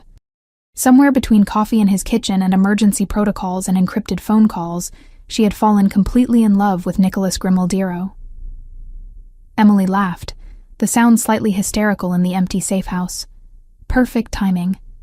Stuck in the mountains with armed guards while he fought a war partially because of her. Very romantic. But it was true nonetheless. She loved him. Would wait however long necessary. Would come back to him when it was safe. Would build whatever life they could manage in his dangerous world. She just hoped he survived long enough for her to tell him. 7 days later, Nicholas sat at the head of a long table in a private room of a restaurant that closed to the public for occasions like this. Around him sat representatives from the 5 major families who controlled organized crime along the eastern seaboard. These were men who commanded empires, who decided fates with nods or silence, who had survived decades in a world where most died young. Nicholas had been attending these councils since he was 25, when his father died, and left him the Grimaldiro territories. 9 years of navigating alliances and conflicts, of learning when to push and when to retreat, of building respect through careful action rather than loud threats. Today he would use every lesson learned. Alessandro Bianchi sat 3 seats down, flanked by his lieutenants. The 'Ndrangheta boss was in his 50s, gray-haired and expensive-suited, with eyes that showed no remorse for anything he had ever done. He hadn't wanted to come. Nicholas knew that from intelligence reports. But refusing a council summons was itself a violation that would turn everyone against you. "Gentlemen," the mediator began. An elderly man named Vincent Costa, who belonged to no family, but was trusted by all. "We convene to address accusations brought by Nicholas Grimaldiro against Alessandro Bianchi and the 'Ndrangheta organization. Nicholas, present your case." Nicholas stood, pressing a button on the remote in his hand. The screen on the wall behind him lit up with security footage from the night of the attack. Armed men breaching his property, gunfire, the tactical precision that could only come from insider information. 3 weeks ago, 8 armed men attacked my residence. Nicholas began, voice calm and controlled. This was not random violence. This was coordinated assault using detailed intelligence about my security systems, staff schedules, and property layout. He clicked to the next slide. Photographs of Richard Caldwell meeting with known 'Ndrangheta soldiers. Timestamps proving the meetings happened after Richard's termination from the mansion. The intelligence came from Richard Caldwell, my former house manager, who was terminated for endangering a staff member's life. Rather than accept his dismissal, Caldwell approached the 'Ndrangheta with an offer.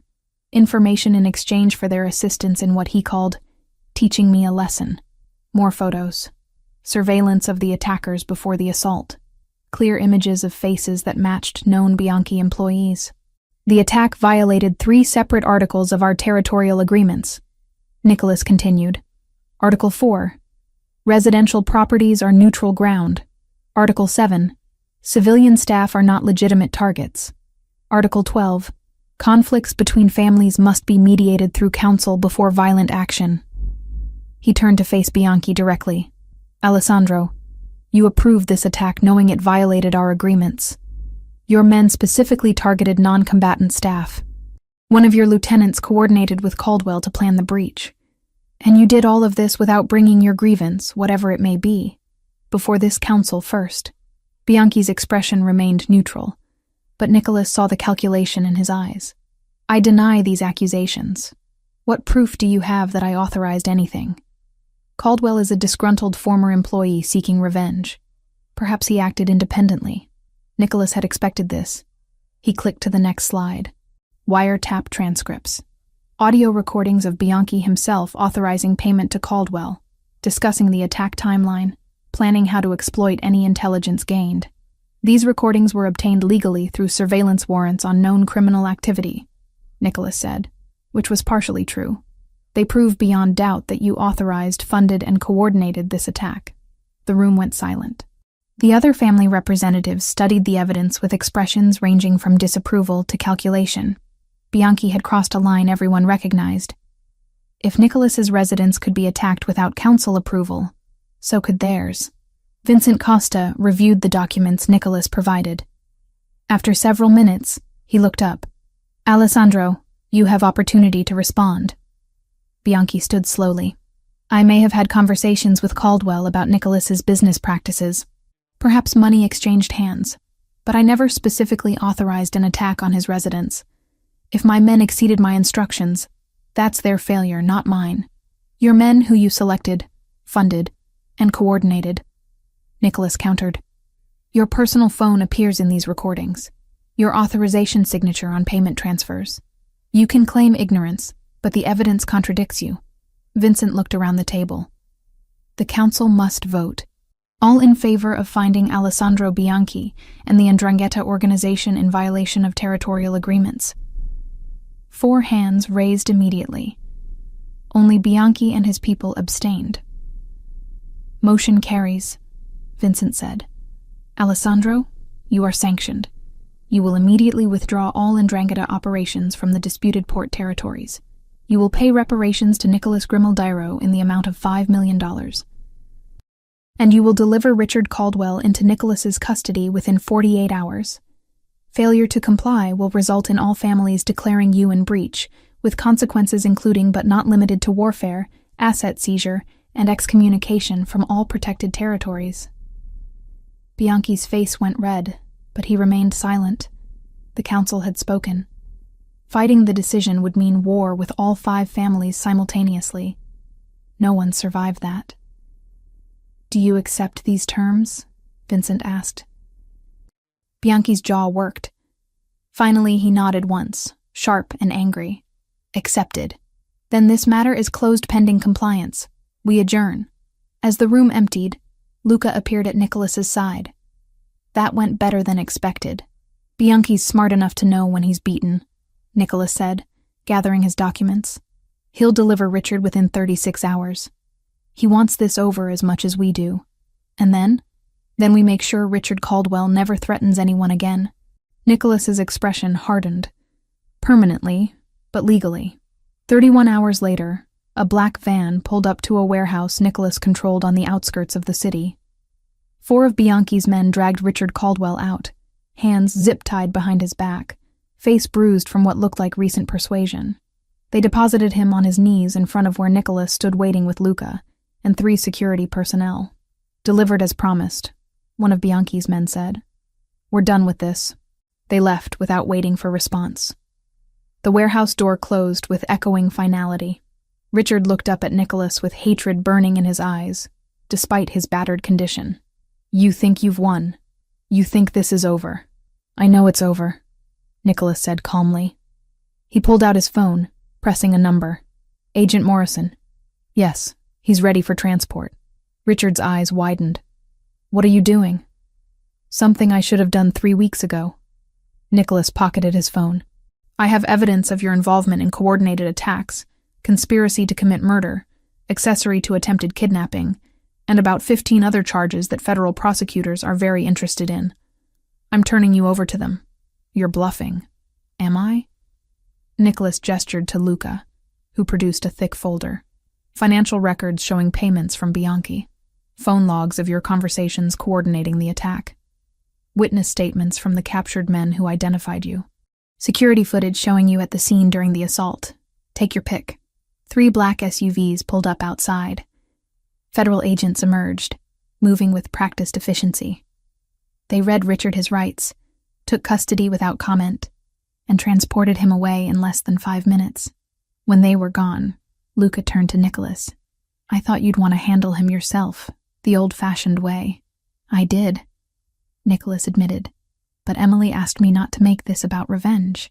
Asked me to think strategically instead of emotionally. He watched the taillights disappear. She was right. This way, Richard spends the rest of his life in federal prison. No chance of escape, no martyrdom, no blood on my hands that could complicate things later. She's good for you, Luca observed.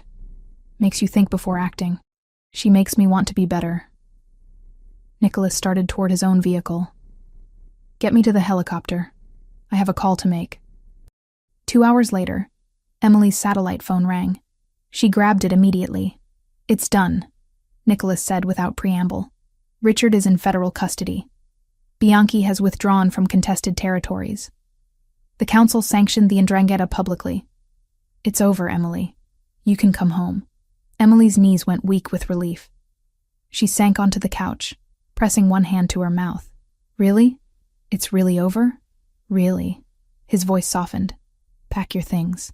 I'm sending the helicopter to pick you up tomorrow morning. You'll be back at the mansion by afternoon. Tomorrow. Emily breathed. I can't believe it. Believe it. She heard smile in his voice. Your exile is officially ended. Time to come back where you belong. They talked for another hour, Nicholas filling in details of the council meeting and Richard's arrest.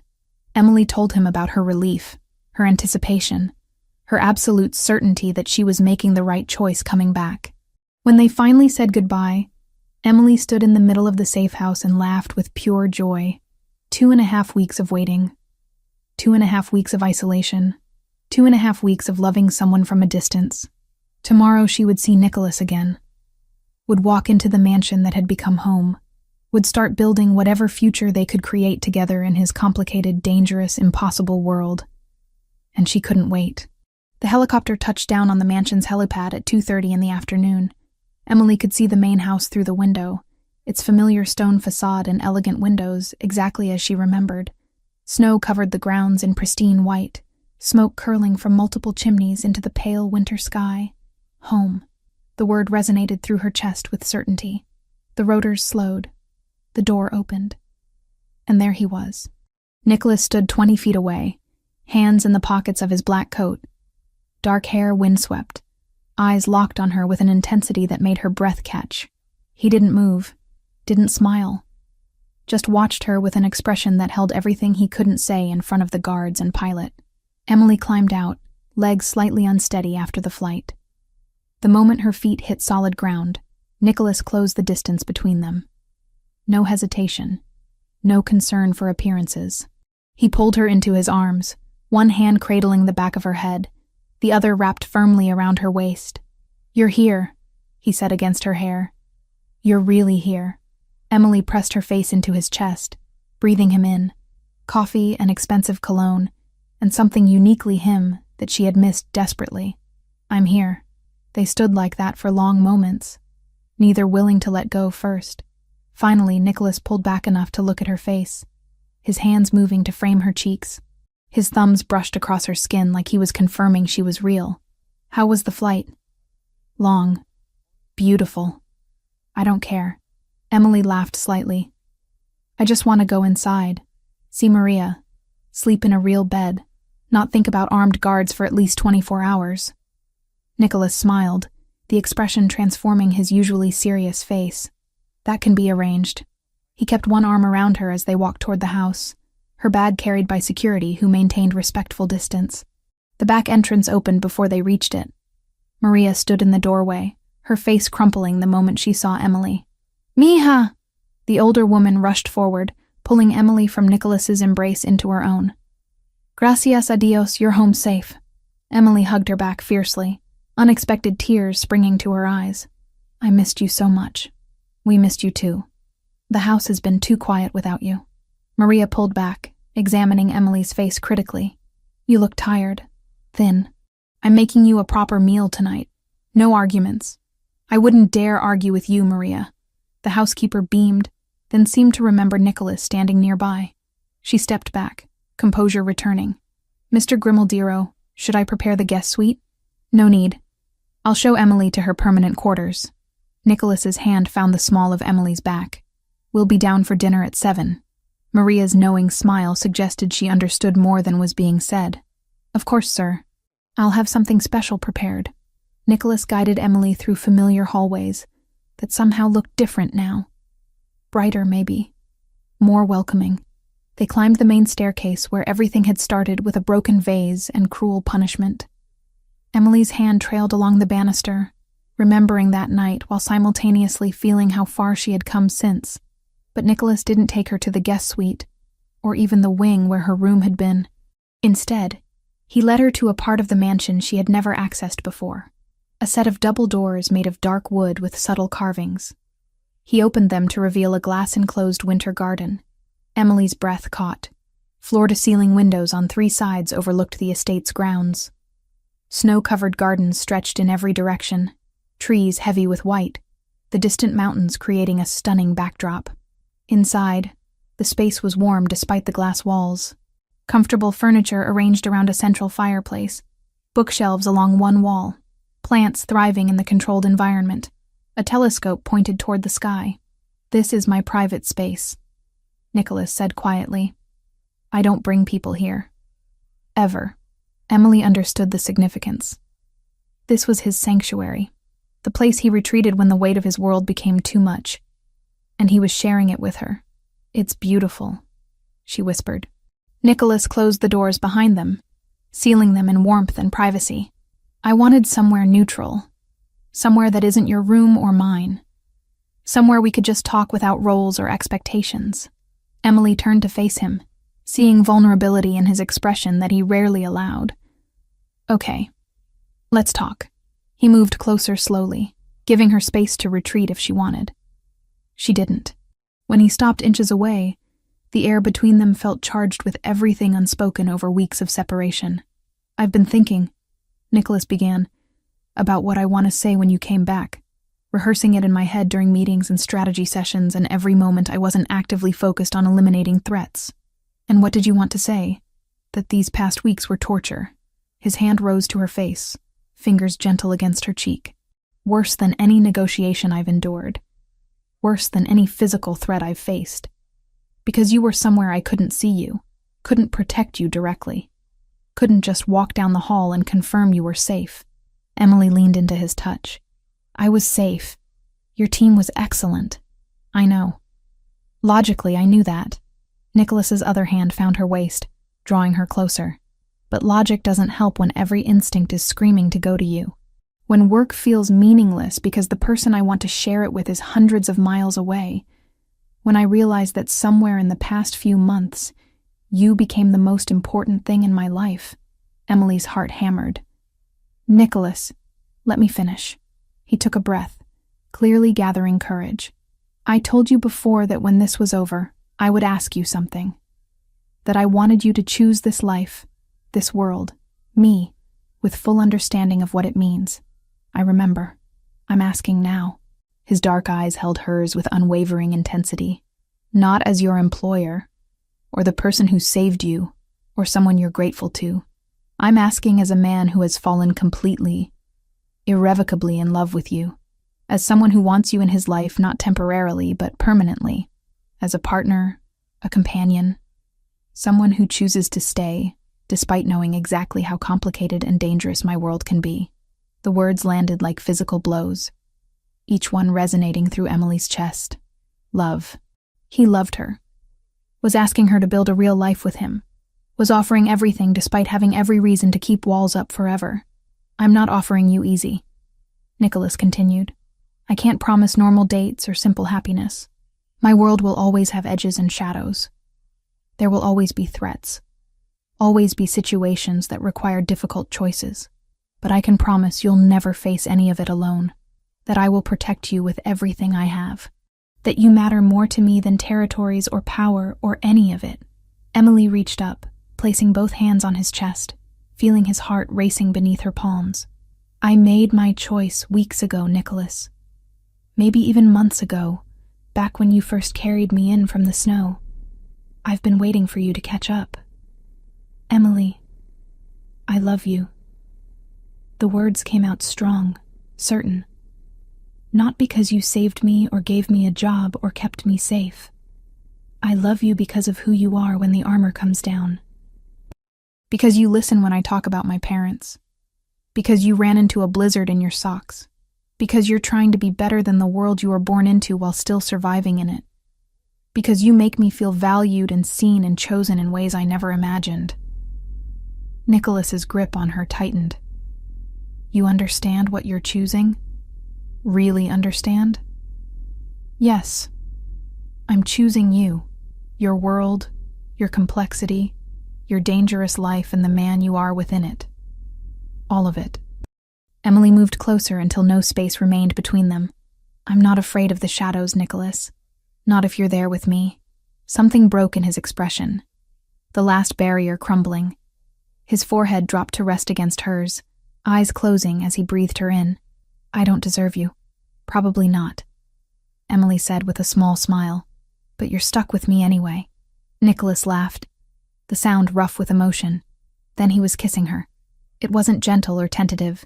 It was months of restraint breaking. Weeks of separation ending. Everything unspoken finally finding expression. His mouth moved against hers with hunger tempered by reverence.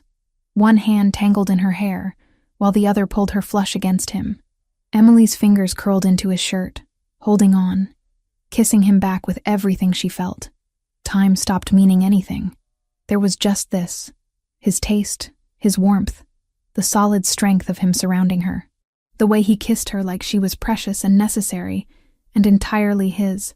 The way she felt safe and wanted and home in his arms. When they finally broke apart, both breathing hard, Nicholas kept her close. His thumb traced her swollen bottom lip with devastating gentleness. Stay with me, he said quietly. Not in the guest room. Not as an employee with separate quarters. Stay with me. Emily's answer was to kiss him again. The months that followed brought changes both subtle and significant. Emily's position shifted from assistant house manager to something that defied easy categorization. She worked with Maria on household operations, but also began involvement in the legitimate business ventures that comprised half of Nicholas's empire. Import operations, real estate holdings, investment portfolios. The legal side that balanced the illegal.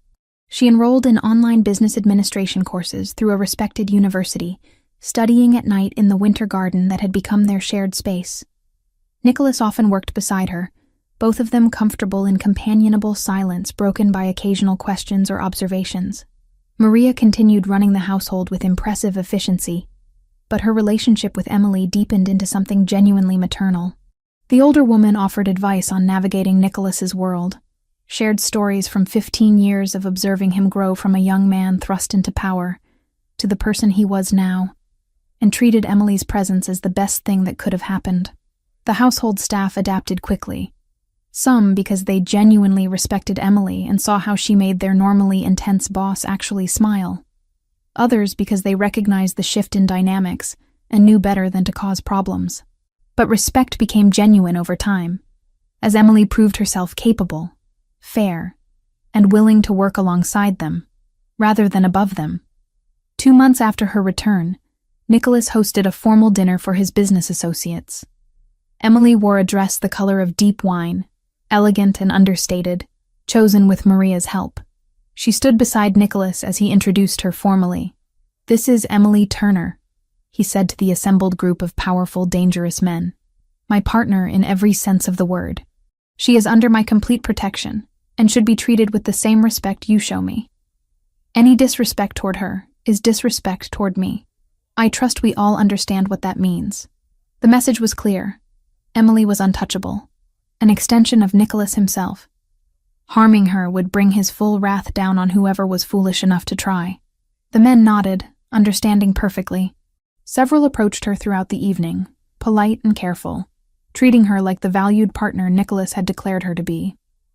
Emily handled each interaction with grace, years of working customer service jobs giving her skills in reading people and navigating social situations. Watching her from across the room, Nicholas felt pride and possessiveness mix with the love that had become his constant companion. She fit into his world better than he had dared hope, brought light to corners that had been dark too long, made him want to be worthy of the choice she had made. Later that night, alone in their shared quarters, Emily found a small box on her pillow. Inside was a key. "To everywhere," Nicholas said from the doorway. "No locked doors, no restricted areas. This is your home as much as mine now." Emily crossed to him, key clutched in her hand, and kissed him with gratitude she couldn't put into words. Winter turned to spring, turned to summer. Emily's courses progressed. The businesses ran smoothly. Threats emerged and were handled with the efficiency Nicholas had perfected over years. Life found a rhythm that felt sustainable despite its complexity. Maria watched them together with satisfaction. The way Nicholas's face softened when Emily entered a room, the way Emily laughed at his dry observations, the way they moved around each other with unconscious synchronization. This was what the cold mansion had needed all along. Life. Love. Purpose beyond power. Fall arrived with changing leaves and crisp air. Emily celebrated her 20th birthday with a quiet dinner, just her and Nicholas and Maria, exactly how she wanted it. No grand gestures, just the people who mattered most. Then December came again. A full year since that night in the blizzard. Emily stood at the base of the main staircase on Christmas Eve, looking up at the banister where everything had started. The mansion was decorated beautifully again, every surface sparkling with holiday spirit. But this year felt different. This year she wasn't a nervous maid trying to avoid Richard's criticism. This year, she was home. "Need help with that?" Nicholas appeared beside her, gesturing to the final garland she was supposed to weave through the upper banister. He wore jeans and a dark sweater, casual and relaxed in a way he rarely allowed anyone else to see. "I've got it," Emily said, starting up the stairs. "The last time you said that, you broke a priceless vase and nearly died." Emily laughed, pausing to look back at him. "Are you ever going to let me live that down?" "Never." But he climbed the stairs behind her, positioning himself to hold the ladder she didn't actually need. "I'm just here for moral support." "Moral support," Emily repeated, grinning as she wove the garland through. "Is that what we're calling it? And to catch you if you fall." My hero. They worked together in comfortable quiet, Emily decorating while Nicholas steadied things and handed her supplies. When she reached for the final piece, a golden star meant for the very top, Nicholas caught her hand. "Wait," he said. Emily looked down at him, confused. He was staring at her left hand with an expression she couldn't quite read. Then she realized. A ring circled her fourth finger where there had been nothing that morning. Platinum, elegant and understated, with a deep blue sapphire catching the light. Her breath stopped. "Nicholas?" He climbed the last few steps until they were level, his hand still holding hers. "I had a whole speech planned. Maria helped me rehearse it. But now that the moment is here, I don't remember any of it." Emily stared at the ring, then at him, heart racing. Are you asking you to marry me?" Nicholas finished. "Properly, officially, with a ring and a question, and the hope that you'll say yes even though I'm doing this on a staircase which probably isn't romantic at all." "It's perfect," Emily whispered. "It's exactly right. This is where everything started, where you broke my vase and I nearly lost you." Nicholas brought her hand to his lips, kissing just above the ring, where the worst night led to the best thing in my life. It seemed appropriate to make it where I ask you to make this permanent. Yes. The word came out without hesitation. Yes, I'll marry you. Absolutely, yes. Nicholas's smile transformed his entire face. He pulled her into a kiss right there on the stairs, both of them laughing against each other's mouths, the golden star forgotten in Emily's other hand. From the entrance hall below, Maria stood watching with tears streaming down her face and a smile that could have lit the entire mansion. This was what she had hoped for when she saw them together that first week. Two broken people finding wholeness in each other. Two lonely souls creating family. Love blooming in a house that had forgotten what it felt like. Told you, she whispered to herself, dabbing at her eyes with her apron. I knew from the beginning. That night, after the star was finally placed and the decorations complete, Emily and Nicholas stood in the winter garden watching snow fall gently outside. Her hand rested in his, the sapphire ring catching firelight. Any regrets? Nicholas asked quietly. About what? Choosing this life. This world. Me. Emily turned to face him fully, bringing his hand to her heart. Not a single one. You gave me more than I ever imagined possible. A home, a family. Love that feels safe and real and permanent. How could I regret any of that? My world is still dangerous, and we'll face it together. She rose on her toes, kissing him softly. That's what partners do. Nicholas held her close, breathing in the scent of her hair, feeling the steady beat of her heart against his chest.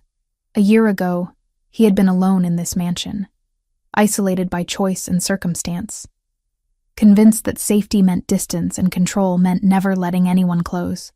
Then a clumsy, kind, resilient girl had stumbled into his life by breaking something expensive, had survived his world's cruelty and chosen to stay anyway, had loved him despite every reason not to, had transformed everything simply by existing. Thank you, he said against her hair. For what? For choosing me. For staying. For making me believe I could have this. Emily pulled back to look at him, seeing the vulnerability in his dark eyes, the genuine wonder that she had said yes. I'll choose you every day, Nicholas. For the rest of my life. That's what this ring means. Outside, snow continued falling. Inside, in the winter garden of the Grimaldiro mansion, two people who had saved each other held tight to the future they would build together.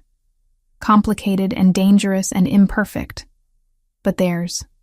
Completely, irrevocably theirs. And exactly 1 year after the worst night of Emily Turner's life, she celebrated the best decision she had ever made, saying yes to the man she loved, saying yes to the life they would share, saying yes to forever in a world she had chosen with eyes wide open and heart completely willing. Maria was right. This house had needed life and love. Now it had both in abundance. And the story that began with a broken vase and a blizzard ended with a ring, a promise, and two people who had found home in each other.